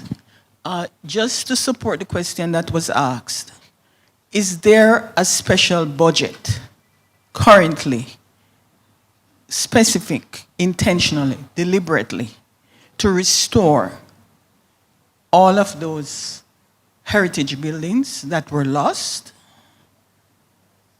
So the details in terms of finances, as you know, a lot of discussion finances have been coming in and finances have been earmarked. There hasn't been specific as you say, earmarking in terms of quantum for, but we've had discussions around, because even in what I call Ground Zero, Black River, you have a lot of cultural assets there, and there have been talk of ensuring their restoration. So it is squarely on the radar, but specifically for identified amounts and procedure, I'm not clear. If anybody here is from MCGS or I'd like to trouble my colleague at the Board of Permanent Secretaries, Ambassador Dr. Rakimi, that he knows everything. And he's a military man, so he may not say some things even though he knows. But certainly it is on the radar. So that's a good question. So the talk has been ensuring that we restore and preserve, try to maintain our cultural heritage. Okay, so the time is, this is when the facilitator looks at the time and sees a lot of hands and very gently, respectfully pretends he's not seeing so many hands, right? But while you do that, I undermine by saying, see a hand right there. Okay, so I'm troubling. So great. Let's give the mic to one last hand. Yeah. Hi, thank you, Doctor, for this really interesting presentation and the way you weave the conclusions. On the same type of questions, we see your conclusions on the environmental boons of maintaining the mangroves, the coral reefs, and the questions of infrastructure. And I had a question on, are there already explorations on which type of projects would be developed to enhance the resilience? Thank you for that, and that's a good question. And yes, the Cabinet and Ambassador Meade can join me, and of course Commander Gale. We've been invited to Cabinet quite a few times post-Melissa, and a lot of discussions on, the Prime Minister and the Cabinet has looked at a number of project candidates, a number of project activities that are outlined and planned, and the question was, and the Cabinet is determining what will be that pipeline of projects for NARA itself. So projects are going to be ongoing, but in the context of NARA and that framework that we speak to expedite and the special provisions, those decisions, a lot of them have been taken and will be announced, some are being finalized. I chair also one entity that does project implementation, JSIF, and so we've presented also, there's a range of, at the community level, restoration for community centers, schools, clinics, etc. So quite a lot to answer your question, and so it's just a matter now of that final pipeline being announced by the Cabinet. Thank you very much, Doctor, for the presentation and for taking time from your agenda. Can you please join me in thanking Dr. Thank you so much. Thank you very much. Ms. Lois Pace, for those of you who don't know, is the head of the regional office of IFRC based in Panama, if I recall correctly, and you cover the whole of the Americas and Caribbean, is that correct? Okay, so welcome here. We're going to hear the voices of those people affected. As we said, we don't call them victims. We're moving towards people affected by crisis, and that gives them a different label, right? A different agency that recognizes their ability to take hold of their own lives. We're going to watch a short film, it's 3-4 minutes, with those voices. We hope you enjoy it. But before that, I'm going to ask a representative of the Jamaica Red Cross, Leiska, to step forward. Where are you?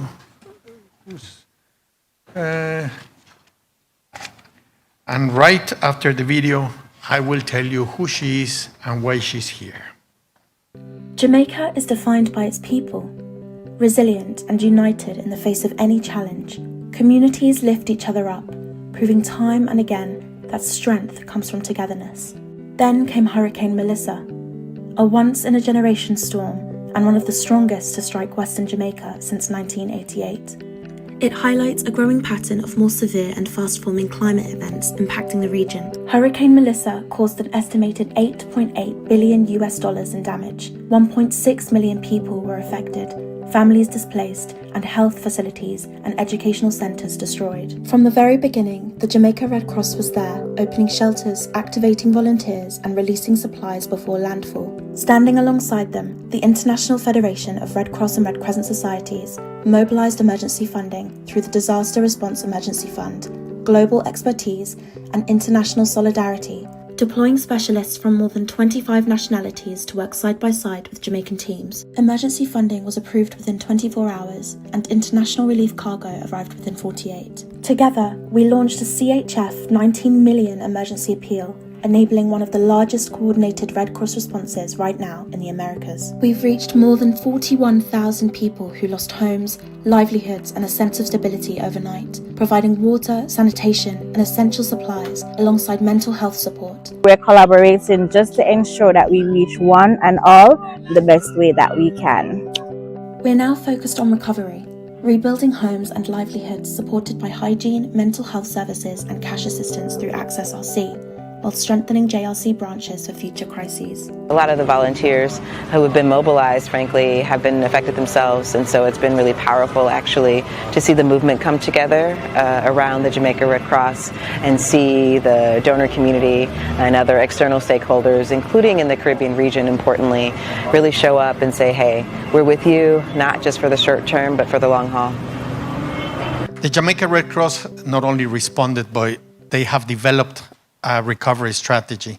And who better to talk about this strategy than Leiska Powell? Leiska is the head of emergency of the Jamaica Red Cross. She's a coordinator of the response and also the closest person to the development of this strategy. Thank you for being here, Leiska. The floor is yours. Your timer is over there. And then after your session, we will open up for questions. We will reset it in a minute. Don't worry, we've stolen a few minutes. Thank you, because you've started the clock on me. Let's reset it, Pedro. Thank you, Juan Antonio, and good morning, everyone.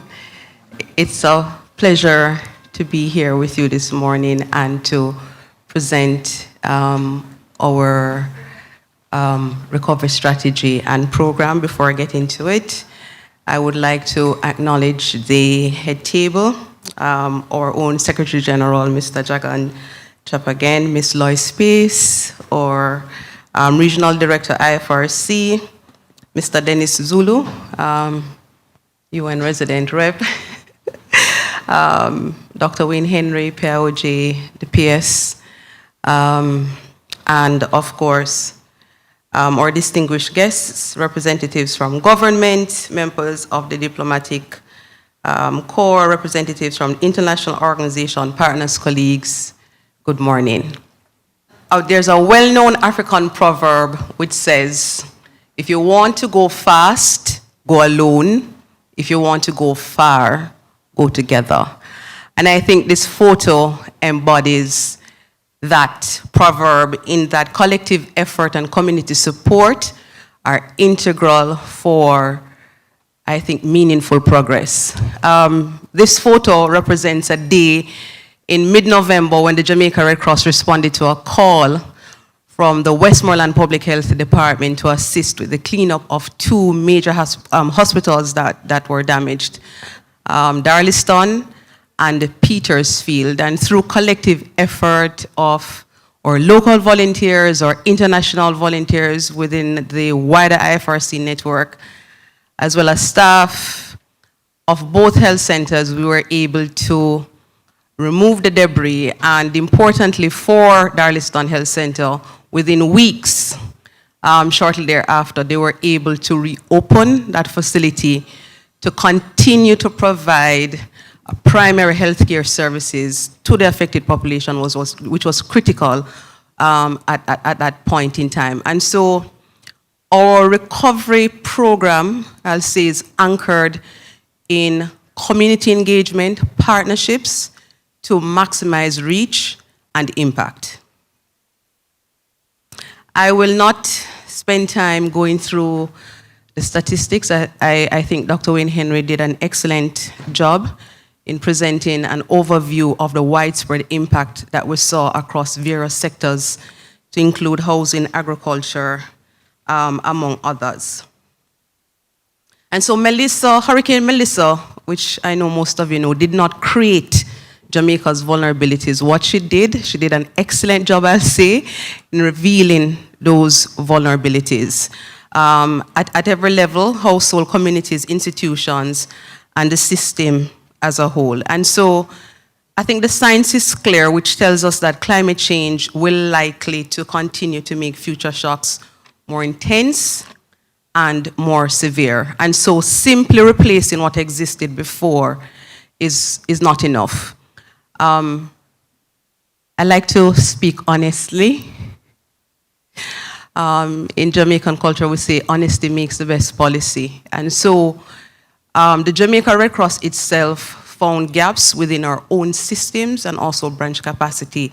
And also through this recovery process, it's one of the key areas that we will also focus on. And so we have to focus on, I believe, a vision of recovery that not only addresses root causes, but also builds community resilience and ensure that Jamaica, and by extension, the Jamaica Red Cross is stronger for future events.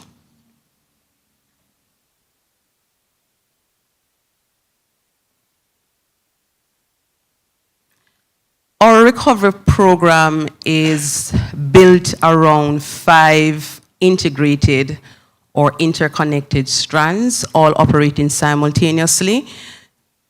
The 5 strands, one moment. The 5 strands are community resilience, shelter, health, to include mental health and psychosocial support, livelihoods, and hygiene promotion.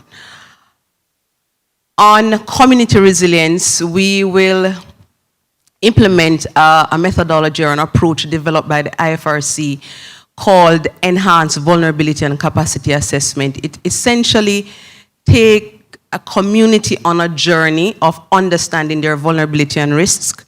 One, secondly, how they contribute to their own vulnerabilities.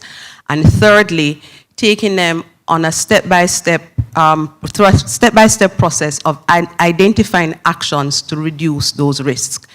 Key to community resilience is the incorporation of nature-based solutions as part of the risk reduction efforts, as well as building climate adaptation to climate change. Another key component under community resilience will see us expanding what currently exists, and that is to establish new community disaster response teams. Some people refer to them as community emergency response teams. These are community volunteers. We train them in various areas. We equip them. And the overall objective is that they support our branch mechanism, strengthen our branch capacity to respond, as well as to do risk reduction work.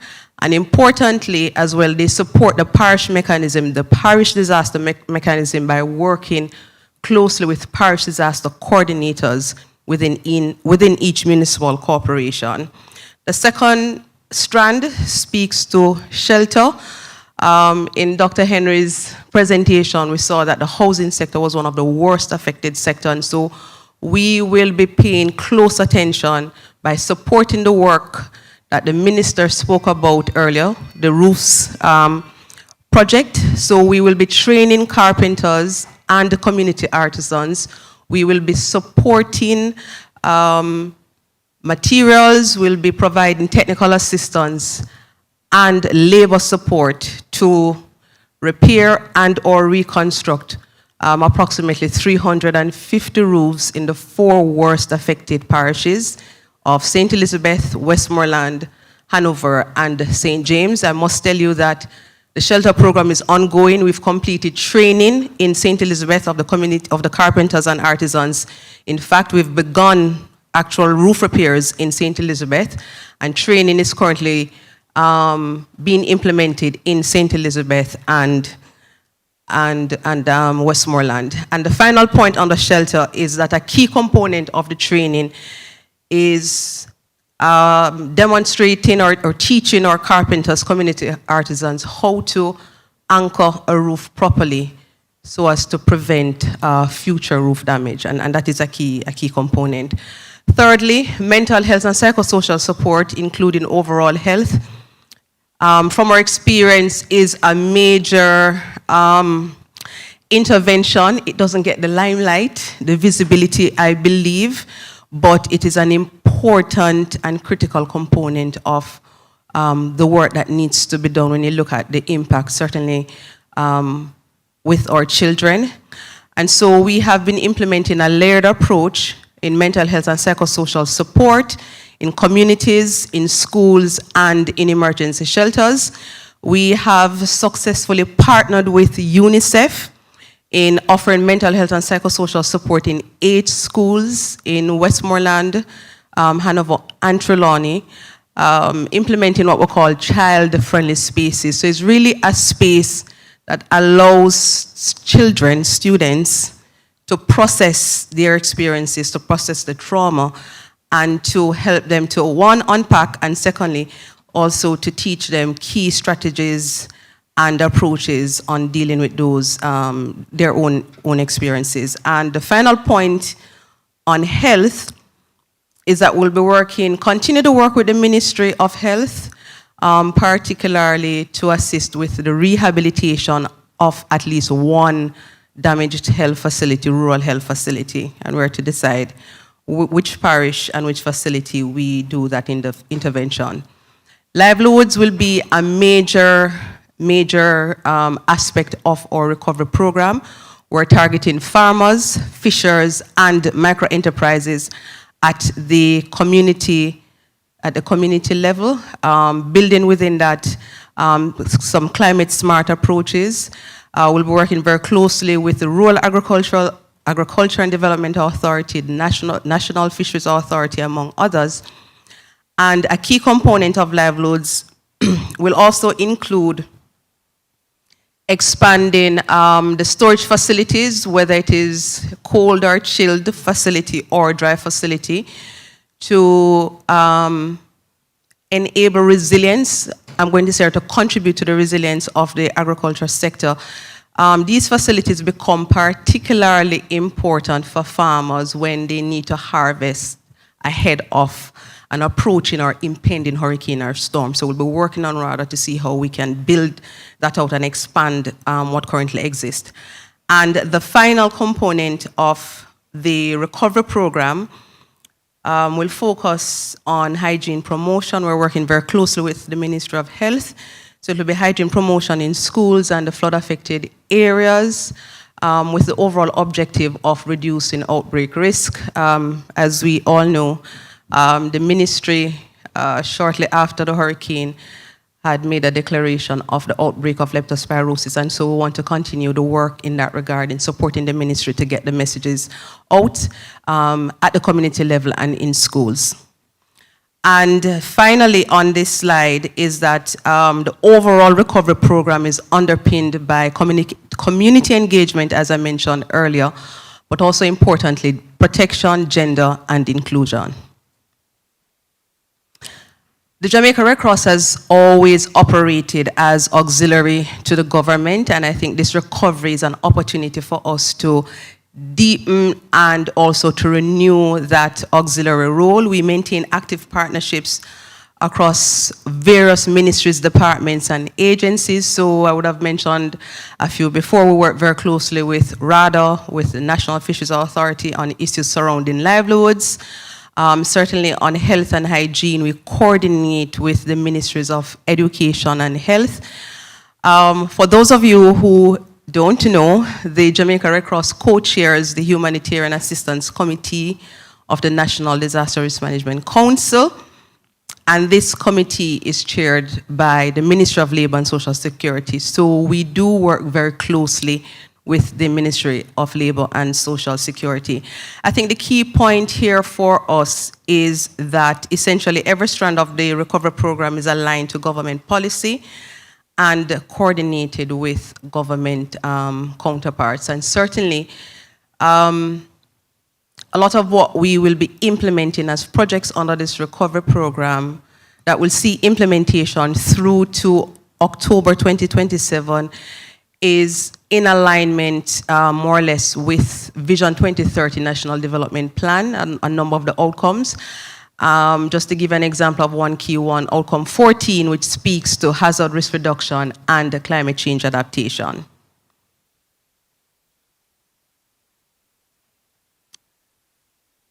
I end with reaffirming that the Jamaica Red Cross is a long-term partner. What we're describing here today is not a short-term emergency response, but our medium to long-term commitment. The Jamaica Red Cross has always been here. We've been here through the 1979 floods that affected part of Western Jamaica. Then we had Gilbert. We had Ivan in 2004, Dean in 2007. among others. And then more recently, in 2024, we had Hurricane Beryl, and now we're dealing with Hurricane Melissa. And so we are trusted by communities.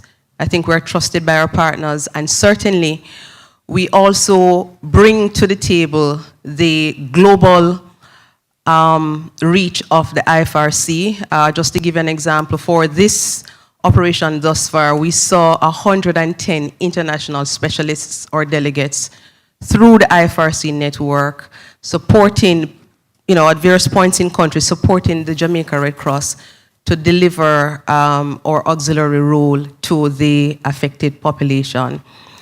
And so I close with sharing with you that everything that we do is grounded and rooted in our 7 fundamental principles. It is the ethical framework through which we operate. And it's on the slide in red. There are 7 of them: humanity, impartiality, neutrality, independence, voluntary service, unity, and universality. I close with how I started, with the African proverb. If you want to go fast, go alone. If you want to go far, go together. Colleagues, I invite you this morning, let us go together on this journey, not only to recover, to help with the recovery of Jamaica, but in the end, to build a more resilient nation. Thank you. Thank you, Leiska. Thank you very much. But this is not over. We're going to have some questions now. We're going to have some questions now. Okay, let's open the floor, and Pedro is going to help us with the mic. Okay. Sure. Thank you. This is a time where we ask for the mic to ask questions or make comments. You have 10 seconds. 9, 8, 7, 6, 5. There we go. There we go. That always works. That normally works. We get under pressure, yeah. Thank you so much. My name is Vicente Bamonde. I'm from the American Red Cross, here with my colleague, based in Panama with the FRC, with Lois. And thank you so much for the presentation. Sorry. I have been listening about the schools, and you have been referring to different things that you are doing there, and I would like to hear a little bit more about what is going to be the focus in this recovery program that is going to be over the years in the schools. All right, so our main focus for us with schools and working with the Ministry of Education is around mental health and psychosocial support. And so I spoke earlier about our partnership with UNICEF. That is ongoing, but a key part of our own implementation is to continue the work in this regard as long as it takes to help the students to process, help them to understand, and to teach them key coping mechanisms and strategies as it relates to dealing with and understanding the impact of Hurricane Melissa. That is one. And secondly, on the issue of hygiene promotion, we will be doing a number of sessions in school. So let me tell you a quick story. I have a 5-year-old, and I was taking her to school the other morning. My handbag was on the back seat, and my phone was ringing. And I said to her, "Can you just quickly remove your seatbelt and get my phone?" And she said, "Mommy, no." She said, "The police came to school yesterday, and the police said when you're driving, you're not to remove your seatbelt. So, Mommy, I will not remove my seatbelt until I get to school." The point is, children take home the message, and they're the conduit through which we'll be working with the hygiene promotion to reduce further outbreak of leptospirosis or any other public health conditions. And also, since I have a microphone, we'll use the opportunity to mention also that we are being very deliberate and intentional on targeting certain groups. So we'll also be working with Jamaica Council for Persons with Disabilities. So we'll be looking at messaging as well around mental health and psychosocial support, targeting that particular group as well as other interventions. Okay, there's no more other hands. Can you please join me in thanking Leishka and the Jamaican Red Cross? Disaster recovery should include elements of resilience. We have invited, and she has kindly agreed, to speak with us today for only 10 minutes. But because we are right on time, we may give her 15 minutes. Dr. Karbi, we invite you to the floor. Many of you know Dr. Karbi as the regional director of the Regional Disaster Risk Reduction Center. Others know her, you know her as one of the most respected voices in the Caribbean when it comes to matters related to disaster risk reduction. Others, you may know her as a member of the panel, High UN Panel for Climate Change, and a number of other issues. So we really thank you, Dr. Karbi, for being here. We remind you the full bios of all participants are in that QR code. Also, the presentations you just heard are there. Also, the speeches are there. And as soon as this presentation is finished, the presentation will be there. Can you please help me to to welcome Dr. Karbi to the stage? Good morning, ladies and gentlemen. I am not anymore that. I didn't even recognize the picture. Actually, I was wondering, who is that person? So, I am actually happily retired. So, thank you. No, I highly recommend that state of affairs to everybody, right? Yes. So let's see, how does this work now? We have a page down. Okay, there we go. All right, so I'm happily retired. So I'm also happily retired from all these protocol things. So I acknowledge all the important people in the room, and I acknowledge all the very important people in the room, which I think just about covers everybody, right? So this morning, I wanted to talk about resilience. And just coincidentally, I want to thank Leishka because she had the perfect segue into my talk. If you want to go far, you go together, right? So now you see it says a short dialogue. I'm envisioning here a conversation. So I'm not going to just talk at you. I need some feedback, right? You encourage me to keep going and so on. So if I ask a question, it is not rhetorical, right? You are meant to answer, okay? Right. Okay. Resilience. We've heard a lot about it more recently because, of course, the tragedy of Melissa. But, you know, we rarely hear it defined. We all use it. I think we all assume that we all mean the same thing, which is really not very likely to happen. So what is resilience? Anybody want to tell me what resilience is? Well, don't be shy, just, no? Yes, please, thank you. Okay, so you're going to reduce your vulnerability. That's a very good step. Anything else? Withstand and bounce back. Right, excellent. One at the back.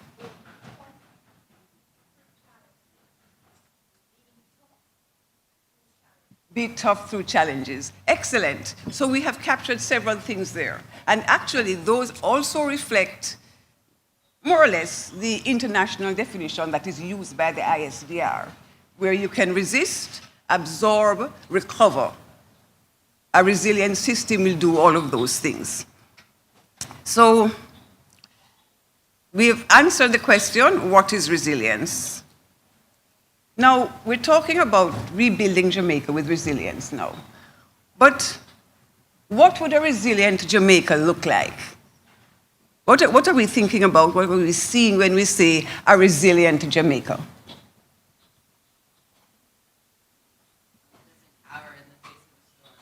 Okay, so we know the storm is coming, we think we're resilient, and we are confident that we can resist, absorb, and recover.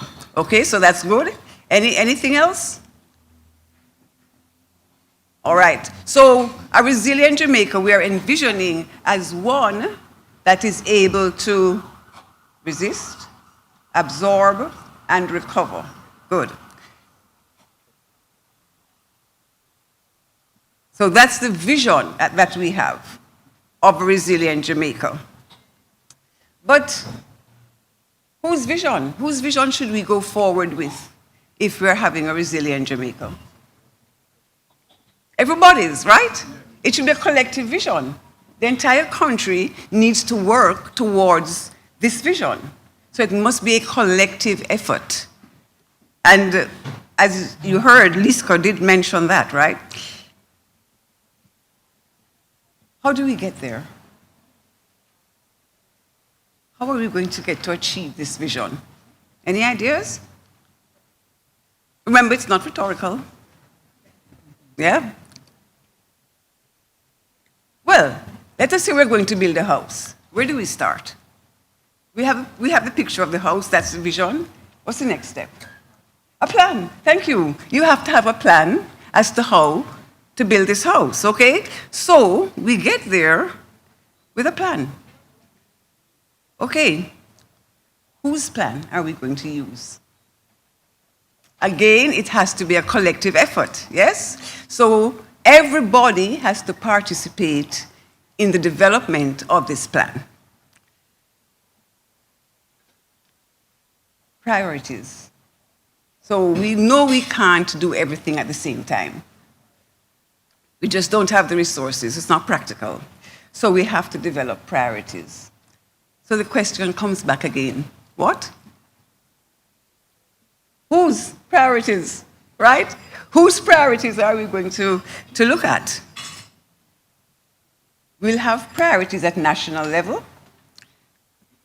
We'll have priorities at parish level. And we'll have priorities at community level.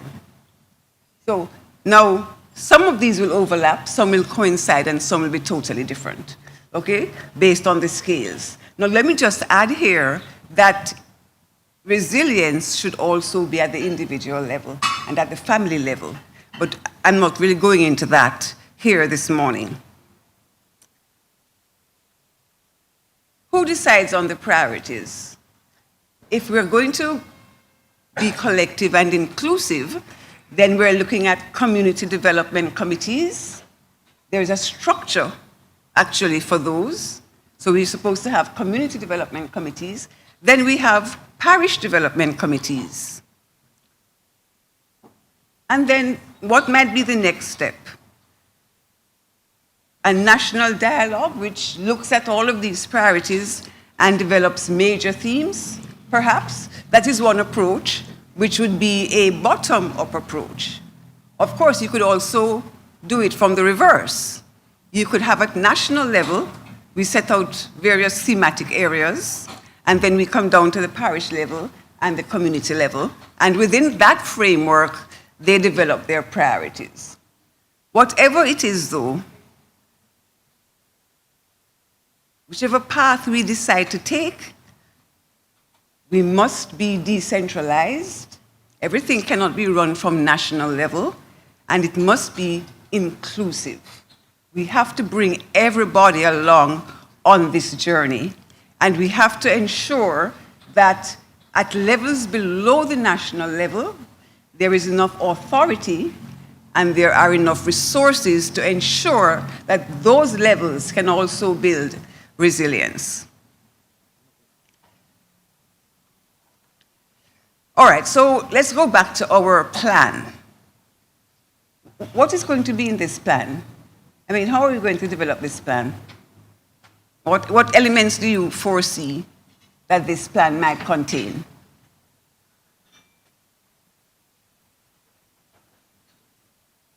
Okay, tell me if you agree with me then. Targets? Yes? Plan must have targets, right? Or goals, or objectives. All right. And then timelines must be time-bound. We can't be doing this for the next 100 years. Then some kind of measure, yeah? So we're going to build indicators into this plan. All of this I know you're familiar with because all of your projects already have these. So you're familiar with these. So we're going to, our plan would have targets, it would have timelines, it would have indicators. And we're making progress. How do we measure the progress along this resilience path? So, based on my research, there actually is no single method of measuring progress in resilience. There's no consensus. There are multiple methods which can be found. One method, to my shock, had 128 variables. Can you imagine measuring 128 variables? No, I can't. I would just go insane. It just goes to show that you have to be careful when you're building those indicators. But of course, we could have different approaches for different scales. So our method of measurement at national level would be different from the method we use for the parish level and the method we use at the community level. So we would, according to the scale, we would decide on the method that we're going to use to measure our progress towards this vision of resilience.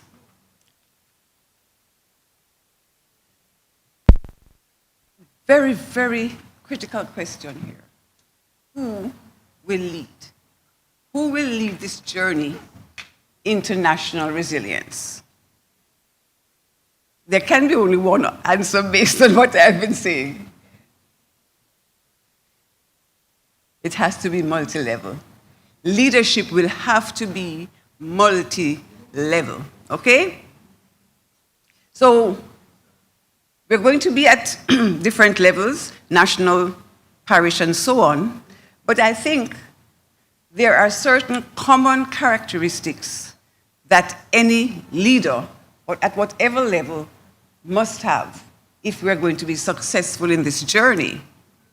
Respect for all forms of knowledge and opinions. That includes scientific knowledge, technical knowledge. It includes local knowledge as well, right? Very important. Local knowledge and historical knowledge. Very often we ignore the old people in our communities. They have the historical knowledge for the local conditions. They can actually help to validate the science that you're using, okay? Opinions, dissenting opinions are important. We often don't want to hear dissenting opinions, but they're important. Any leader must be able to listen and learn or compile and compress from what is happening in terms of the conversation. Then the ability to harness talent and creativity. Because along this journey, yes, we have our plan and we have our path, but we will also need to innovate. We'll have to have innovations along the journey. We can't sort of take everything out of a box and apply it. So creativity will be important. Different types of talent will be important. The ability to build consensus. Now, we won't all agree, but we can all come to a consensus. And that's going to be very important as we go on this journey. And of course, the leadership must be able to create inclusivity. Nobody must feel left out. And then, whoever is leading the process at whatever level must have the courage to change long-established norms which may impede progress and to unify the nation. So whatever divides us will have to be overcome. If we're going on this journey and we're going to be successful, then we all have to go together. We have far to go. Let us go together. Thank you, Liska, for that. That, ladies and gentlemen, is my talk.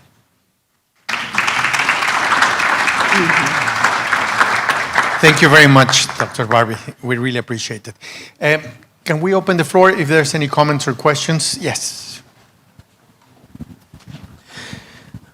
Yes, hello. Aniceto Rodriguez from the European Union. Thank you very much for the presentation. I noticed this multi-level approach, decentralization. I have in mind the earthquake in Haiti.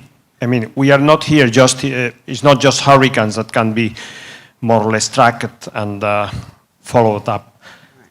We are also in a seismic area. And I have in mind this earthquake in 2010 in Haiti, where the capital city was destroyed. Here we were saved in Melissa because everything happened far away from the capital, and the capital kept all the capacity to react and to. But then, just this comment on this decentralized approach, on this multi-level approach, because one never knows at a certain moment what can happen and what can be the capacities that stays active after the disaster, because some disasters, like the earthquakes, are much more difficult to forecast. Impossible to forecast. Can we take 2 more questions and then you can answer them all together? Okay. Is that fine? Yeah. Another comment or question? While I give Dr. Carby her keys. And thank you, Andre, for moving that car. I want to tell you a story about Andre in a minute. I'll tell you a story about Andre. There was a hand over here and then over there. Yes, Yvonne, I saw that. Thank you. Bev McCook, JRC. I understand when you says who will lead and it will be multi-level, but who makes that decision? Thank you. So we have 2 questions, and that's Dr. Henry. So thank you very much. I wanted to pull on your wealth of experience from a lot of the planning, a lot of the response you would have been instrumental in over the years. What would have been different now versus then? And then just relate it, but a little different in terms of as you decentralize, part of the challenge with the disparity in capacity across the country at the local level. How would you treat? Thank you. So we have the issue of the predictability, the issue of capacity, and the issue of who decides which voice are we going to hear and make it central to the point. Dr. Carby. Right. Yes. So I think there are 2 questions which are related. This whole matter of capacity and decentralization. So part of our plan will be to build capacity. I mean, we have a history of that. It's many years since ODPEM, the Jamaica Red Cross, and other entities have been training and building capacity on the ground. The problem I have found with that is actually maintaining it. How do you maintain these many community groups that you set up? Because they need resources too, to maintain them. So when we're thinking about the capacity building, we have to have a plan for sustaining these community teams over the years. How do you engage them? How do you keep the volunteerism going, and so on and so forth? I agree that decentralization does bring some challenges, but I think if the more we work at it, the better we will get at it. I think the structure in Jamaica now exists for decentralization, but it is not very operational. Some parish development committees work, some don't. For me, we're going to have to focus on decentralization, or what we could call participatory democracy. We need to focus on that. Make every Jamaican realize that they are responsible for the state of the country. It's a collective effort. So that we're going to have to work on. The question of who chooses the leaders. Well, the leaders are chosen at that level, right? So, the systems are clear at national level. Our political leaders are voted in, and then we have the public sector, and they have their processes. But let us take a parish development committee, for example. The members of that committee will choose the leaders at that level. And the same thing down at community level. From what I remember, for example, of community disaster response teams or emergency management teams, the group chooses who is going to chair or lead the group. So it has to be a very democratic process where those leaders are chosen at that level by the members at that level. Yeah. Okay, thank you very much for those replies. We're going to move on, but before we move on, let me tell you the story of your keys, the key holder. That gentleman over there who I met last night at midnight, his name is Andre. He just volunteered to move your car. Yes. When the hurricane struck, he was in Kingston watching TV. And you know what he did? He saw the effects of the hurricane the next day. He put satellite internet equipment in his pickup and drove to Montego Bay and went into the hardest hit areas to connect the affected people with the diaspora because they were desperate. Yes. And he spent a week doing that Right. on a voluntary basis. That is the service spirit we were talking about. Can you help me in thanking Dr. Carby for her presentation, please? Please scan this code and ask the questions to the panelists as they speak, and vote up or vote down, because once the panelists are finished talking, we will address only the questions that are on top, the most voted questions. Are we together? We will leave this QR for you throughout the session. And if your picture is on that screen, you will be invited to join the panel. So we will have Commander Alvin Gale, Director General of ODPM. You're welcome to join us. We have Mr. Zulu, who is a Zambian national from the UN Resident Coordinator. Welcome. Who is married to a Tanzanian, therefore we can speak Kiswahili. Karibu sana mzee. Ms. Lois Pace, the Regional Director of the Federation's Regional Office. And unfortunately, Mr. Gauta had a family emergency yesterday, and he told us he's not coming. We already sent good wishes, etc. His wife is much better, but it was a family emergency. Okay, what is this panel about? Thank you very much for joining. Thank you very much for joining and for having this conversation. You can see the bios of the lady and the gentleman in the website, full bios. They're quite extensive, quite young. This panel is about lessons learned and experience beyond Jamaica. And this is about recovery. So may I call you Lois? Yes, you may. Yeah. Mr. Zulu, Commander Gale, Dennis, Commander Gale. I have to call you Commander Gale. No, I have to call you Commander Gale. No, really, I can't. Commander Gale, we've heard Jamaica is already at these crossroads into recovery. Mr. Zulu, you've been in floods, you've been in hurricanes. Even here in Jamaica, this is not your first hurricane. You've been here before.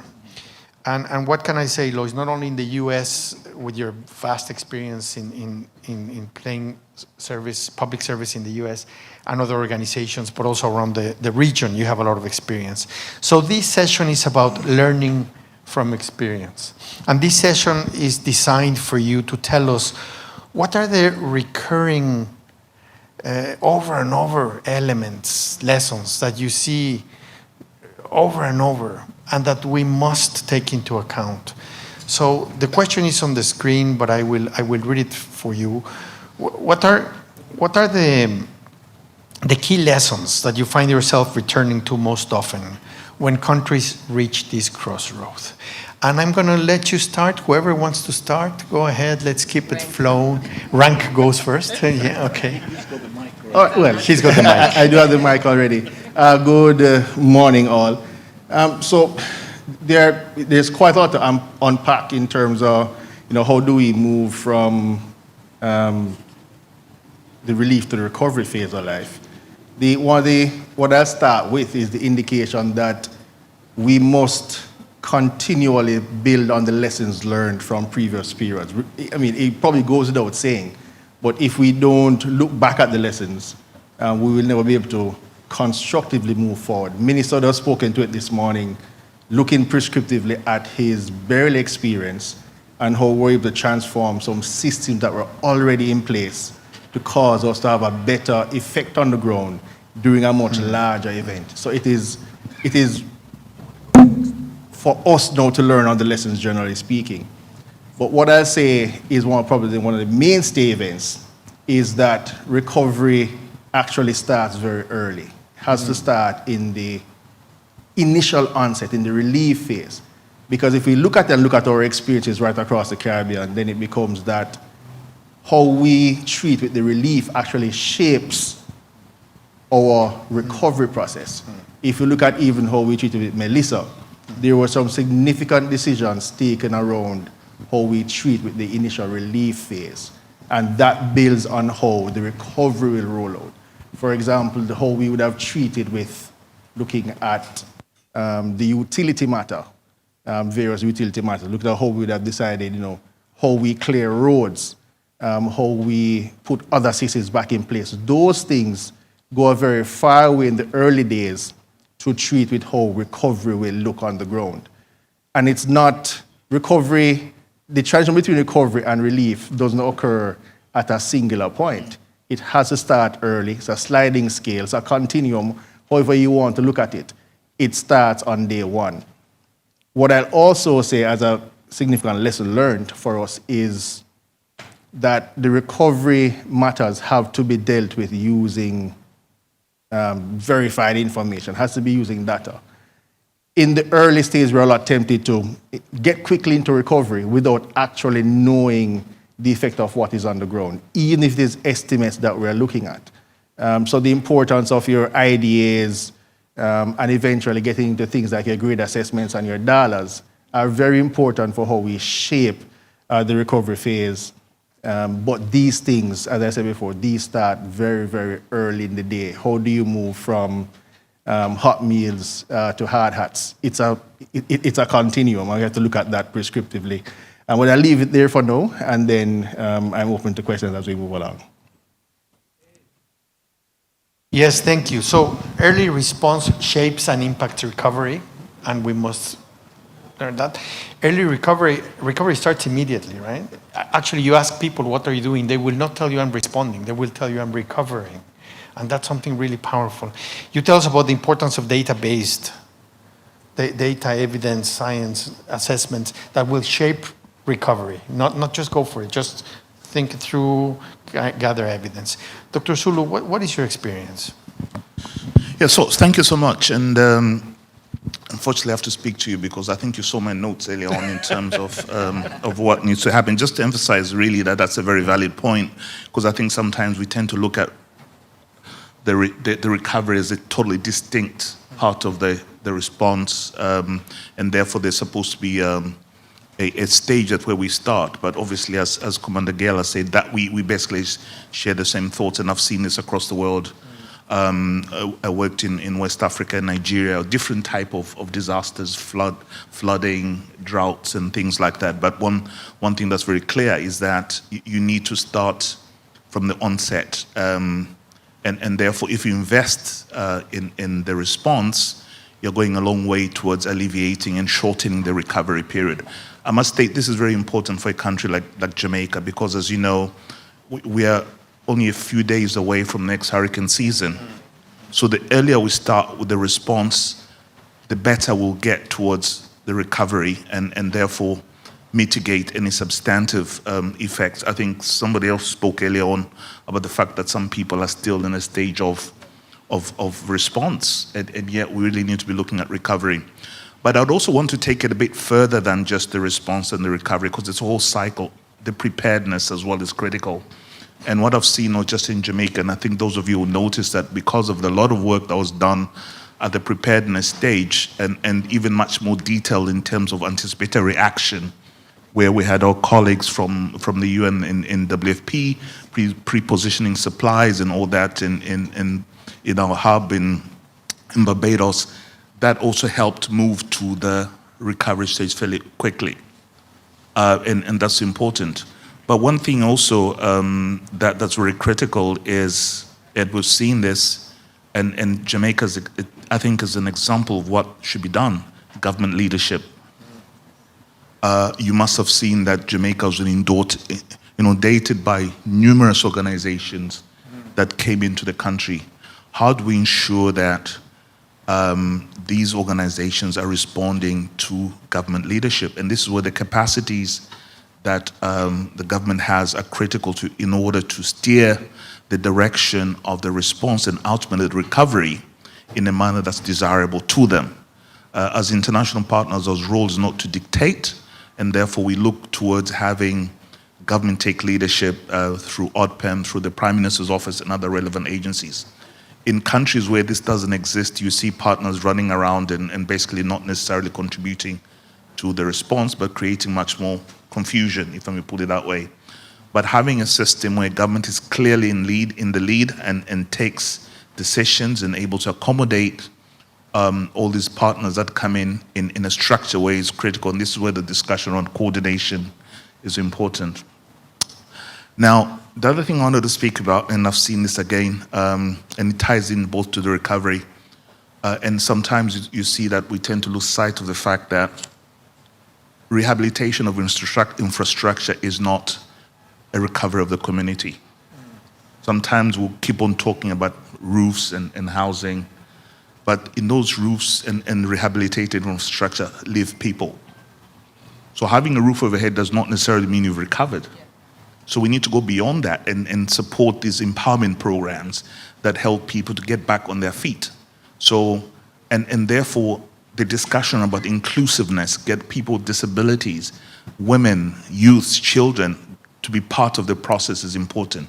So we need to have protection mechanisms in place, and I know Ministry of Labor and Social Security have been doing this. We need to be looking at how do we become much more inclusive in terms of covering those who are most affected in these responses. Otherwise, you're going to just create a problem and be content that you put a roof over their head, and yet the people are still in a situation which is much more dire than the end. So for us, I think the emphasis really is about supporting and really emphasizing what Commander Gale said. Invest in your recovery from day one with the response and make sure this is inclusive, there's government leadership, and all of us work in a coordinated way going forward. I'll stop there for now.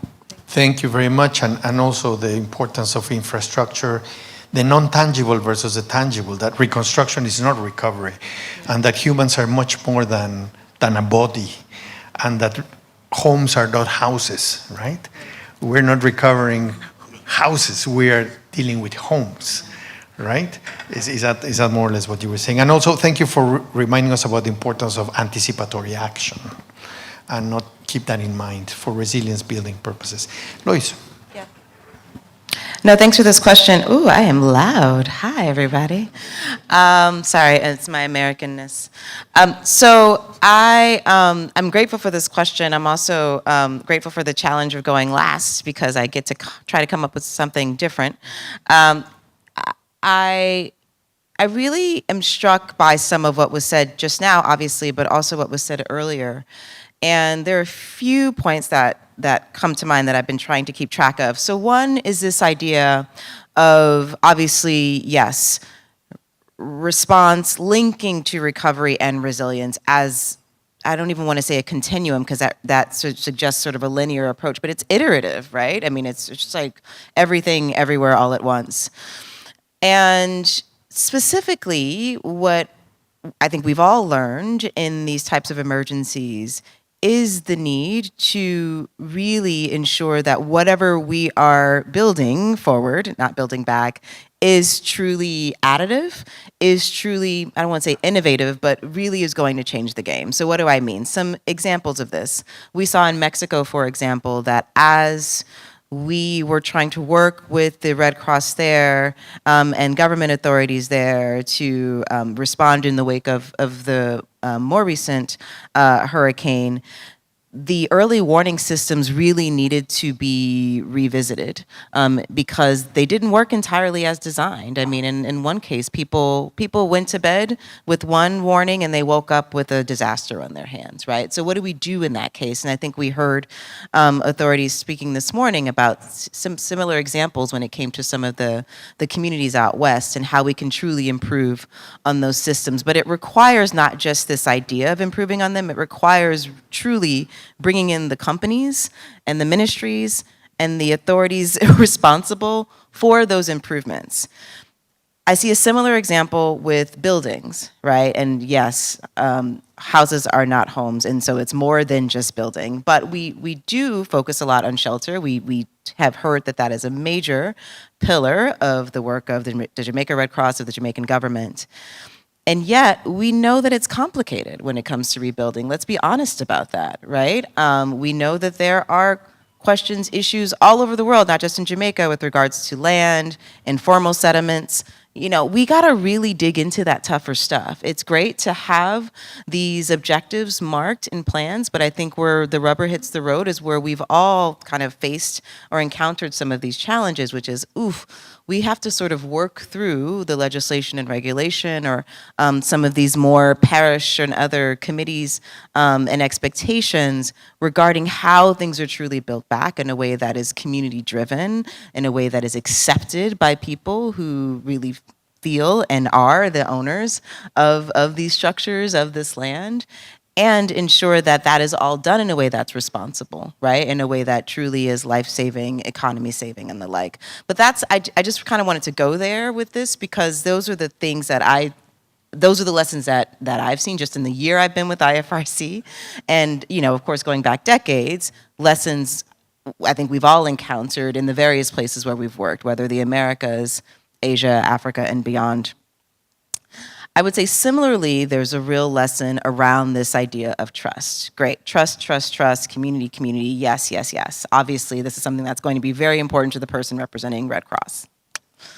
And we know that that has come with its challenges. It always has and it always will.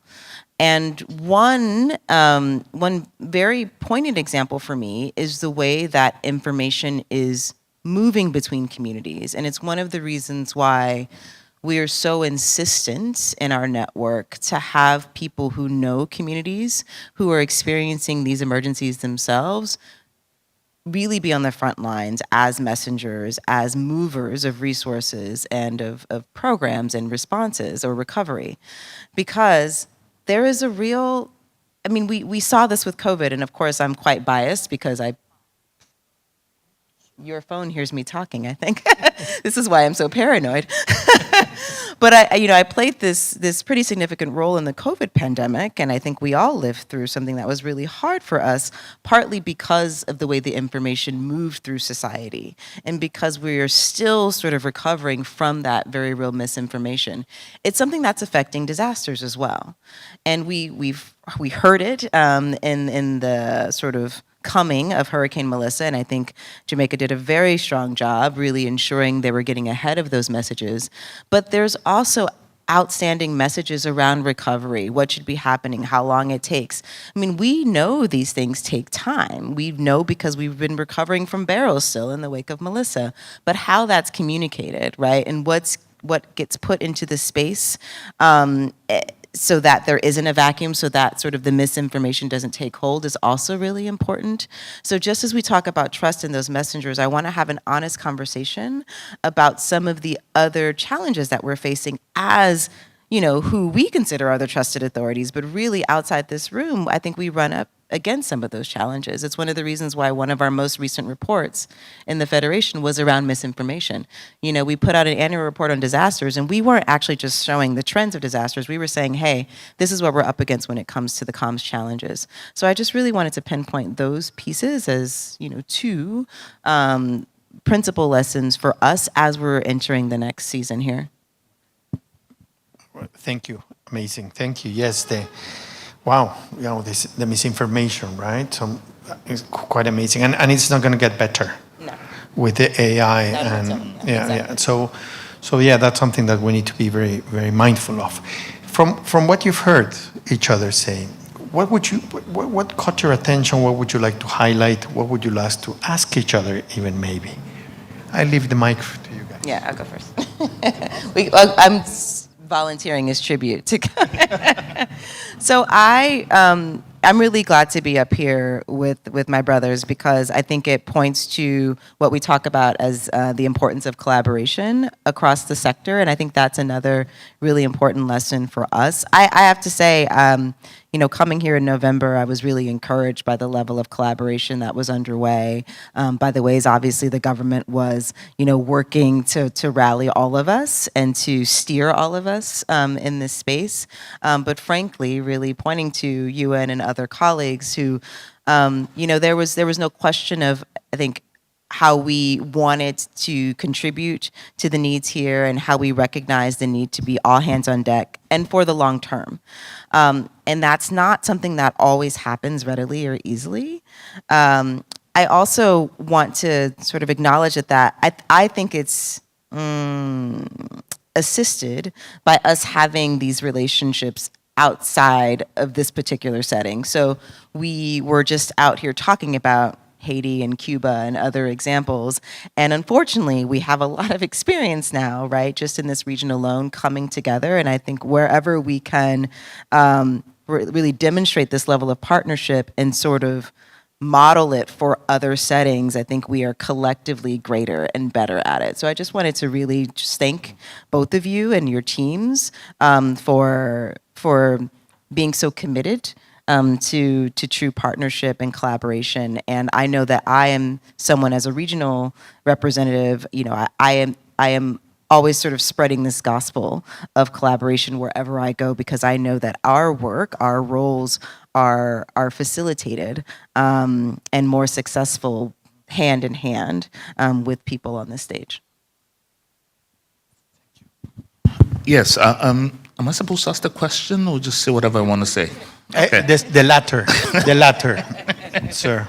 Right. So no, just really enforcing one thing I think we just came out in what you said in terms of our approach to disasters and the fact that we normally approach this using the cluster approach and all that, and the fact that sometimes, and this is something we need to work at much more in terms of partners, because it's a disaster systemic. It comprises of many different components, and therefore, and a lot of our organization also specialize in one part of that part of the whole picture, and I think for me that worked very well in the last occurrence with Melissa, was our ability as partners to work across different clusters.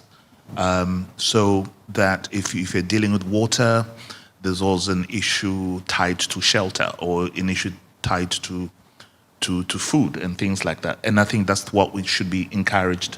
And this can all be encouraged if we all recognize, and unfortunately I have to deal with, well, fortunately maybe, as the UN resident coordinator, I have to work across all my different agencies and try to make them work together. But you also see this sort of thing in disasters where we have different clusters and sometimes not talking to each other. So I think for me it's really critical that with our different specializations, we work across different clusters, because ultimately these are different ingredients of this big cake we're trying to put together. And I saw that work very well here, and thanks to Dr. Gale, Commander Gale, Dr. Gale as well, right? Okay, not yet. Yeah, I'm African, so I've imposed the doctorate on you. So that for me was critical in terms of how we work across, and it's an illustration of the importance of partnerships in any disaster in terms of response and recovery going forward. Yeah. So I wanted to, triple down on the fact of the coordination and collaboration. So there are two elements to it, and I think we would have done some good work, RC, in the immediate aftermath of ensuring that where agencies come in, that it is under strong national leadership. That is important, because then it prevents the segregation and the just different goals and targets occurring in the aftermath. But what is also important, we've seen from the Caribbean experience, is that a lot of times when we go into countries which may not have the robust national leadership or construct, we often find ourselves not realizing that there's agents that go in, and we don't offer our systems and selves to build the institutional capacities within that country to cause them to then coordinate efficiently. And I think it's one of the things that we need to look at right across the board as we go into other places. Yes, we fall in line with the national system, but we might recognize particular weaknesses, and we do have within our gift right across the gamut to strengthen institutional capacities across these other countries and agencies. So we need to look at that as well and not just say, hey, the system is weak, and then start doing our own things, but to build those capacities. And that's very important from my perspective as a host country, but also having gone into other places. We need to keep looking at that and build the system out. Yeah, it made me really want to add something, an acknowledgement of the role that Sedima played in this moment as well, in ensuring that we were, learning from these other experiences, even just going immediately back to Barrow. But as you were saying, Commander, really ensuring that, whether we're in Jamaica or actually notably in other places that don't necessarily have the same infrastructure, there is still a strong regionally based coordinating mechanism that truly respects and frankly understands the needs more than a number of external actors who, goodwill can only get us so far. You really have to be working with people who are designated to pull us together in a way that really truly is meaningful and has the intended effect or impact. So thank you for highlighting that. And what a mindset change that requires. No, I mean, I'm a recovering humanitarian. I spent 39 years of my life doing humanitarian work, 5 in Africa and some in Asia. And I remember when we were training cluster coordinators for the UN 15 years ago, when the cluster coordinators were told about the national leadership, they just had trouble doing the mind shift. No, they don't have the capacity. So all of this mindset of we're going to go and help the locals and the natives and the Mexicans. I'm a Mexican, so I can say that. There's a huge mind shift, and recognizing the other as capable. And then we reproduce that internationally, but also nationally, because we have this incapable other syndrome, no? We need to find someone incapable so we can go and rescue them and help them and be the hero. And the humanitarian sector is plagued with that mindset. So we're asking people to do a tremendous mind shift that would eventually build trust. Am I understanding you correctly? Oh, shall we go to some questions from the audience? Yeah, let's see what they come up with. I hope you put your questions and voted up or down. Pedro, if I do Alt-Tab, it will show? Yeah, it should. Option, Alt-Tab.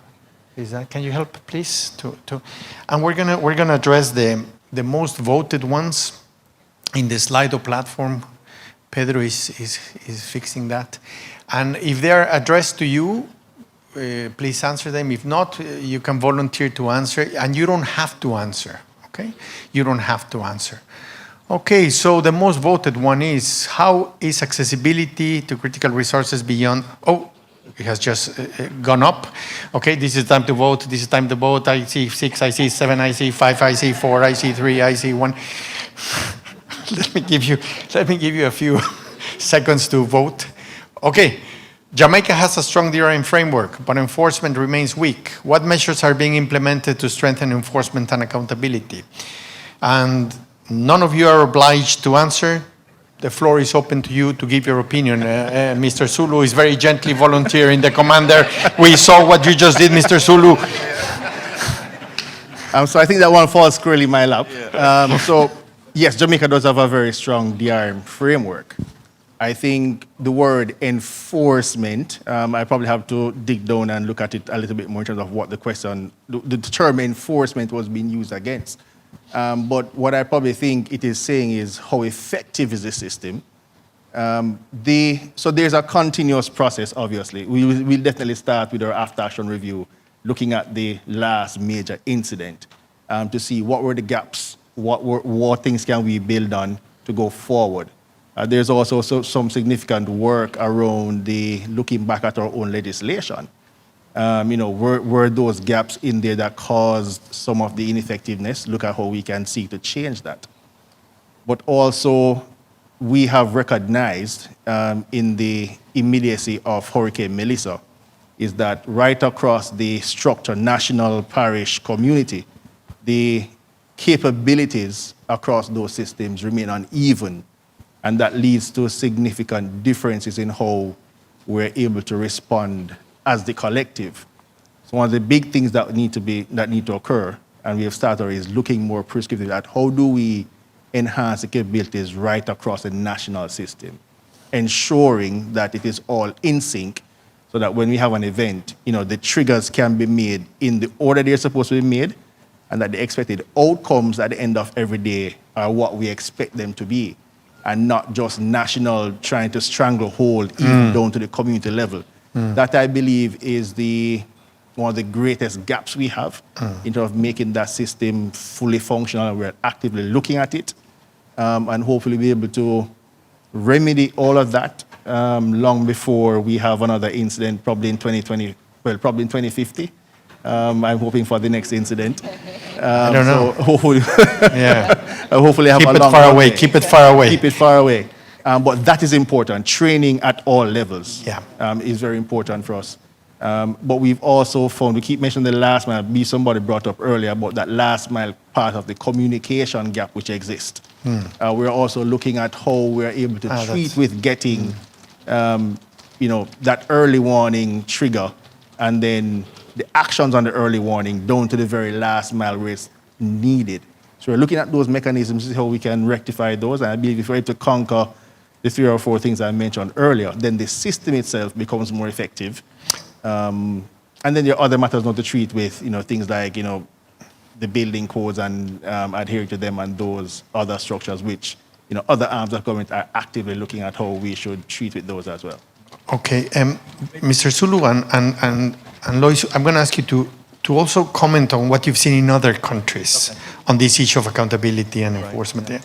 Yeah, so I think ultimately enforcement should be the last thing. It's about compliance as well, and if people are not aware, if you're talking about building codes, for instance, people are not aware that there's certain standards that need to be adhered to, then there's a problem with compliance, and really enforcement comes in at an end where people go around and maybe inspectors go and see whether or not this building is in compliant with government set regulations. So how do we ensure compliance? By some of the things that Commander Gale talked about, sensitizing the communities and sensitizing the people in the country in terms of what their obligations are and their accountability to what has been put forth. So it's information sharing, sensitization, it's education, which all should be put in place. But it's also, you talked about changing attitudes, working with communities to be able to do that, but also to be aware of their own responsibilities. And some places across the world, you see that this is where it's lacking, really. So then government has to come in with a hard-handedness and strong measures to enforce when very little has been done around education and sensitization to ensure compliance. So that for me should be another part of it. No, that's a really important point. First I want to acknowledge the work that has been done in Jamaica particularly to sort of update the framework, and happy to be working with Commander Gale on that as IFRC and by extension with our national society here. And you asked about other countries, and so I think it's helpful to keep in mind as well that there are opportunities to have these exchanges. Obviously, the Caribbean, has sort of a built-in network that provides an opportunity to look across countries at various frameworks and how those can be updated or evolve and enforced after you provide that level of education. We also heard our Secretary General earlier talk about the Red Cross laws, and so we have these model Red Cross laws that also have been helpful for us in working with governments in our auxiliary role to really clarify not just the role of the government, but the role of, in our case, the Red Cross Society and the very close and by legislation partnership that we have with governments. And so then there's a clarity around sort of who does what when and how.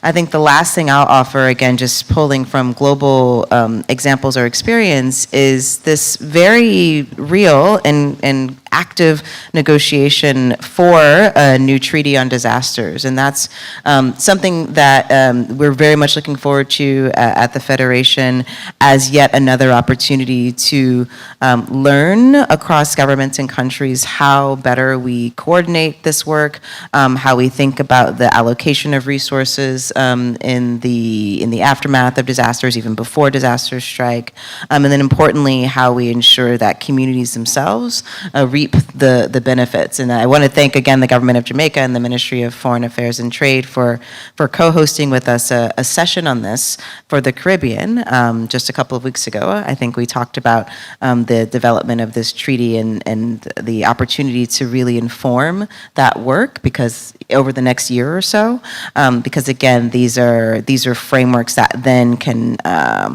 really be helpful at a national and even state or local level. Thank you. Let's go to the next question. And I think we have time for two more. And then we're going to start closing the session so we can have lunch at 1 together. You're all invited to have lunch. I think now I can say that a lot of people have left. We will have food for everyone. Yeah. But if you want them to come back, just tell them that there's also lunch for them. So the next question is, how is accessibility to critical resources beyond just physical road connectivity being prioritized in the recovery and rebuilding process for the future? So how is accessibility to critical resources beyond just physical and road connectivity being prioritized in the recovery and rebuilding process for the future? Maybe they're in a better position to answer that in the Jamaica context. Yeah. I see you just handed me back the mic. Yeah, maybe. So, so from the Jamaican side, we have been critically looking at how to establish our national logistics hub and significant frameworks around that. This is one of the key things we believe that we may be able to, in the preparedness phase of the entire engagement, cause for us to have on hand significant stores of critical resources, which are located proximal to our main transportation corridors. It is important that we're able to mobilize very quickly en masse critical resources in that vein. So we are actively looking at how we'll be able to process this through very quickly. There are some modalities which are being considered now, which we'll hear more about it in future, but as it is now, that large warehousing of critical stores proximal to our main transportation corridors is of significant importance to us.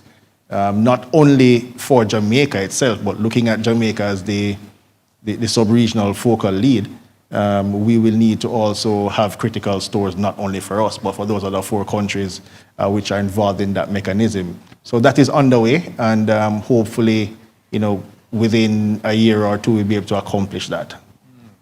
A year or 2. Yeah. Mr. Zulu? Yes. So you recall just when I first spoke, I did mention to the work that was being done and being led by WFP in establishing the regional hub in Barbados, where we had stocked huge supplies of various commodities there, which made it very easy for us to access from Barbados to Jamaica with the support of different bilateral partners, with different partners supporting the transportation. So I think that'll be critical if we build on what has been done already, but also trying to see how we, working with ODPEM, we can have some hubs within Jamaica as well.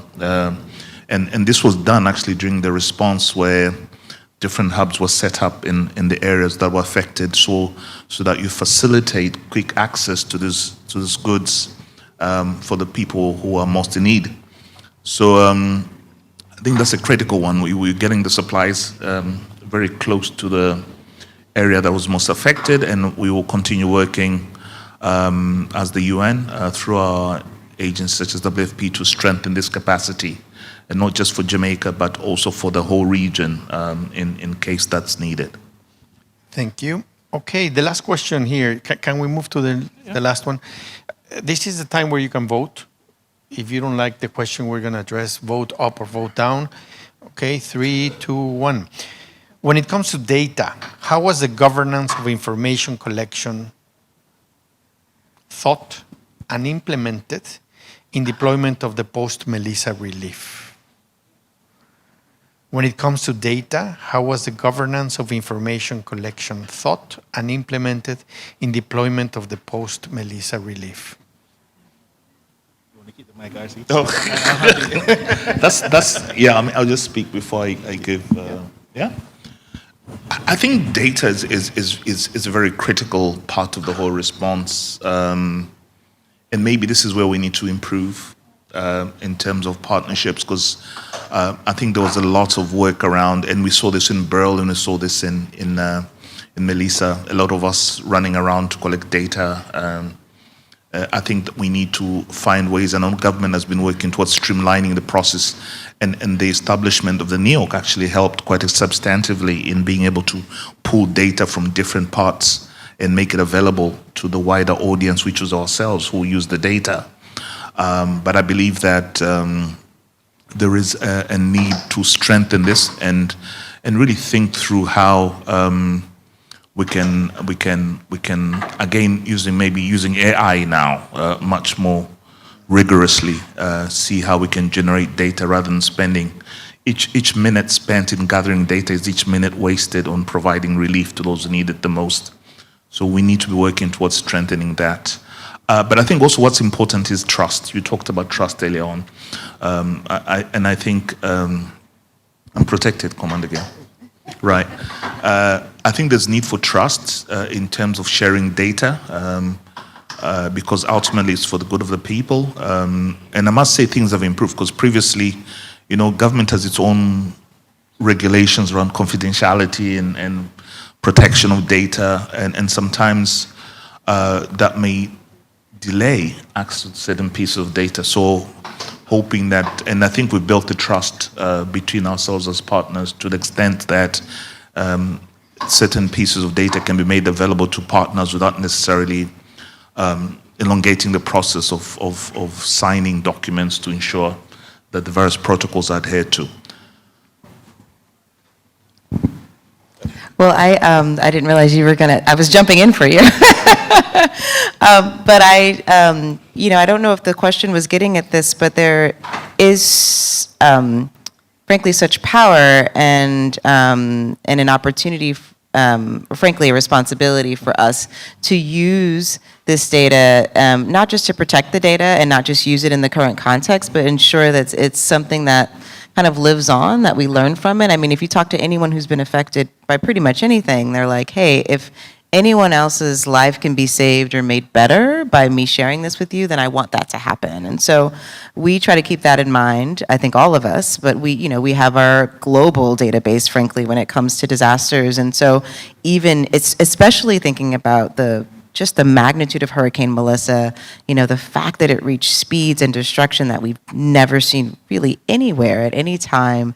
That is, being a researcher, I'm often thinking about, okay, well, what can we pull from this that can help us in the immediate and long-term future? And so I know that we're committed to ensuring that all of these lessons, all of these activities are part of this global database, whereas someone can, again, sort of not just search for what happened in Melissa, but what happened when speeds reached, 200 miles an hour and, had this level of destruction for 1.5 million people, in this type of setting that we're seeing in Southwest Jamaica, because that's going to help another small island developing state, right, next year or in the next 5 years. And I think that also, like you very aptly said, it keeps us from being delayed by data, right? We have a lot of this information, and, especially with AI, we're trying to leverage that at the Federation to ensure we can just stay ahead of this work as much as possible. So I'll say there are two categories of data that we've been looking at in the post-Melissa event. So if we should go in the immediate relief phase of it, where lots of different agencies going at it, then there's a lot of information required. Now, how many people are required to get water, how many want food, that kind of data. We were to pull that together real quickly. We've had relationships with various agencies or, persons who are coming in to assist. That was sort of easy to pull together, and if you don't know the agency, RC pulls you into a room and RC says, look, I trust him, you trust me, and then it's all a big happy family, and we got the product out to the persons who want it. I believe where we had the most, well, not difficulty, but where we had to be a little bit more structured was when we started to look at trading personally identifiable data for Jamaicans across ministries, departments, and agencies. That required some work to get done and get done very quickly. So what we've been able to treat within the immediate aftermath to cause that information to flow seamlessly in the age of data protection is to come up very quickly with the data protection agreements which span multiple ministries or agencies, so that when the information is required, we can then triage, who should benefit. So for example, under the ROOS program, you only get one benefit, notwithstanding which one of the 6 elements you benefit from. There has to be a central repository around that, but then that requires data to be shared. Yeah. That requires a protection agreement around it. It requires that all agencies, are registered, signed up to the OIC. Those mechanisms have to be looked at, and we've been able to triage those matters very quickly to cause us to be effective on the ground. So I'll leave it there for that one. Excellent, thank you. Well, this brings us to the end of this conversation. Thank you very much for your questions and your comments. Thank you for your interventions. Commander Gale, Dennis, Lois, thank you very much. Can you please join me in thanking our panelists? You're invited to take your seats. To look at the questions, you all have access to the questions if you logged in to the platform, because there are some very interesting questions that did not get a lot of votes. My script says that 3 people, the co-conveners of this conference, will stand up here. We're going to invite Ms. Lois Pace, the Regional Director of IFRC for the Americas, to say a few summary of key points that she heard during today. And then we're going to ask the co-conveners, Commander Gale and the Director General of the Jamaica Red Cross, to give you a vote of thanks on behalf of the co-conveners. So what are some of the messages you are left behind with and that you want to highlight and share with us, Lois? I didn't prepare anything for this, so I'm just going off the dome, as they say. First off, thank you again. I think folks acknowledged in the morning the importance of us all coming together around this, but it really is powerful to walk into this room and see so many people who are committed in this moment 6 months later. It's not a given that happens, and so I just really want to acknowledge it. Thank you as well, the heavens for applauding. Yeah, exactly. Hopefully I can compete with the weather okay. I also, we obviously heard a lot about the power not just of this community, but of the community, Big C community. We're all here for people. And we can talk about supply chains and buildings and, everything else, right? And there's a lot of important work that happens operationally. But behind those operations, behind that administration, our communities, our families, our individuals who continue to be affected. And so my one call to action is to really be thinking more about how we message this roadmap. How people outside this room understand what we were here today doing, because that is not always clear, and I think we have still an opportunity to help people understand that we do remain committed. Now, that's the final thing I heard, is what that commitment really means, and we got some really great data to understand our charge, to understand where and how we should focus our work. I want to thank the teams for developing the recovery strategy. I think that is our roadmap, right? And we are obviously aligned or keen to be aligned with what the government is doing, which we also heard about. And then, of course, there's a sort of an invitation for each of you to find your way into those spaces as well, to ensure, as Mr. Zulu was saying, we are surely walking sort of as one line towards that great, big, bold future for Jamaica. But let's build forward stronger, as folks have said. And thank you again for allowing us and me personally to be here with you today.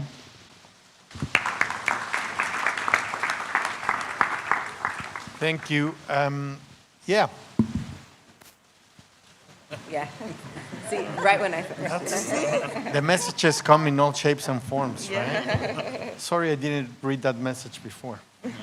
As co-conveners, I would like to ask you to stand up at the same time here and help us close this conference in whatever way you want, and then invite people for lunch, and then thank you for trusting us with the facilitation and Masters of Ceremonies.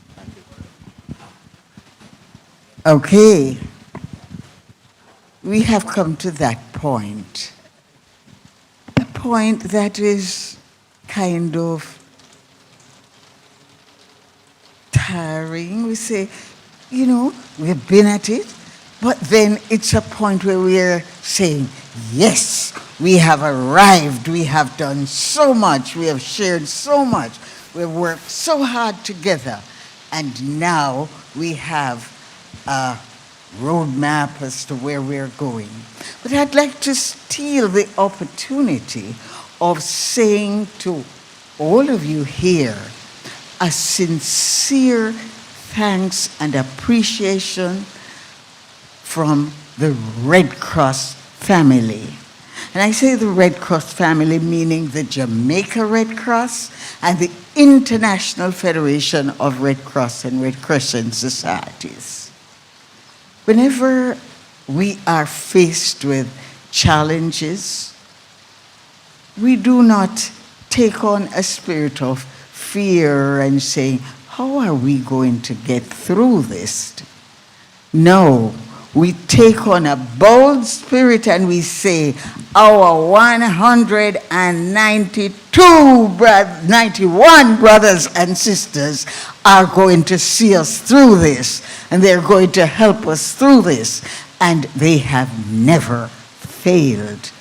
And I can tell you, I've been at it for a long time, and they have never failed to come to our aid, to assist us, to take part in delivering to Jamaica what Jamaica is in need of at that particular time, insofar as we are able.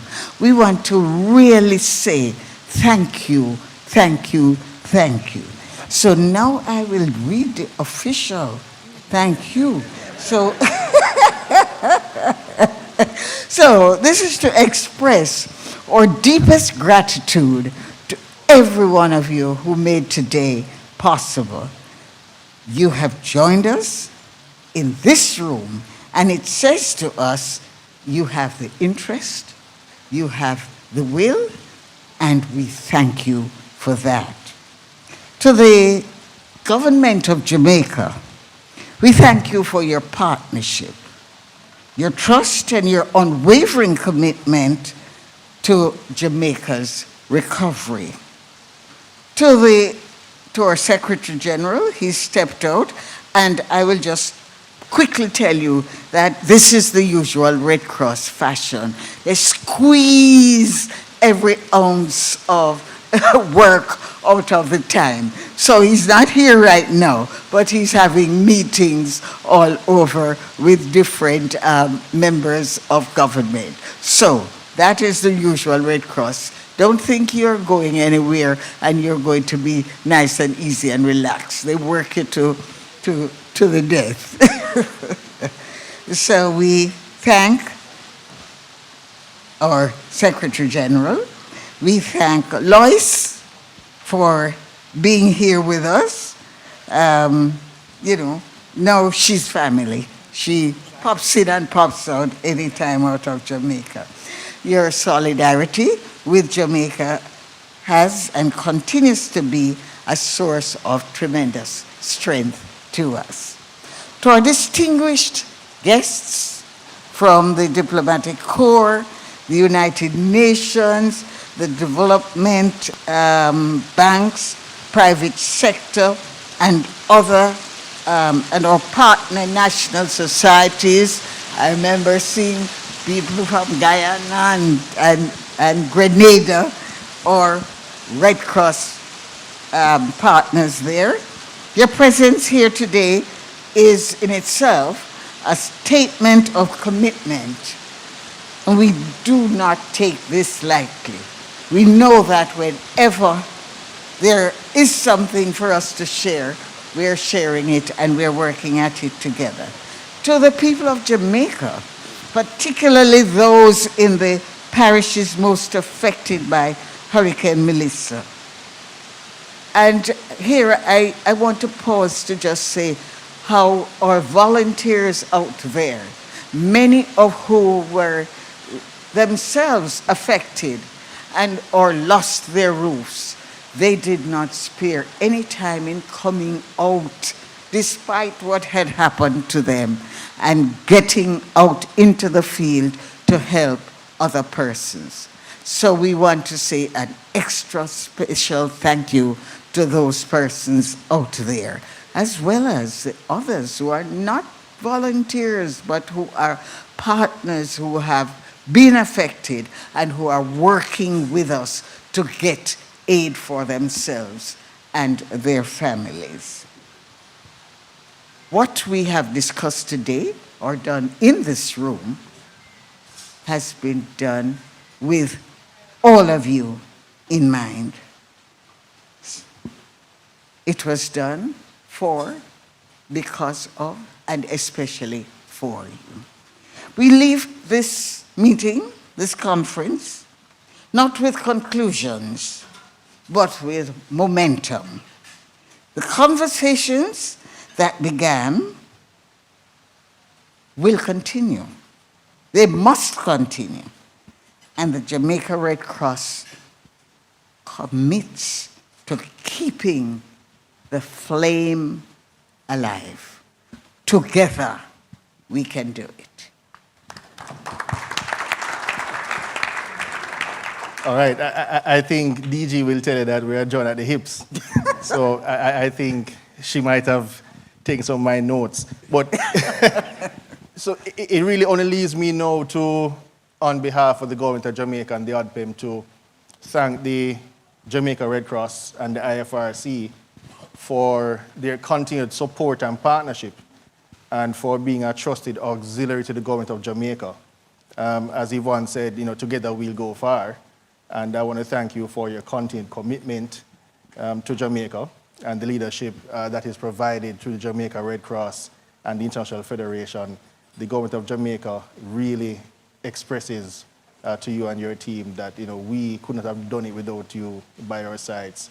And we want to continue that relationship as far as we can go, and go as far as we possibly can. I also want to thank the participants. The discussions, as Yvonne said, have been fruitful. Some, not necessarily tough questions, but questions that cause for some thought to be given, for us to be able to express, where we are in this process and how we are viewing the process. So thanks for those questions and the discussion points. And thank you very much again for coming out. It was indeed a fruitful event, and I hope that you'd have taken as much as we have from this process as you go back to your desk jobs and help to move Jamaica forward in this process of the recovery from here. Thanks much again for coming out on behalf of the Jamaican government and the Jamaica Red Cross and the IFRC. Thank you, thank you, thank you.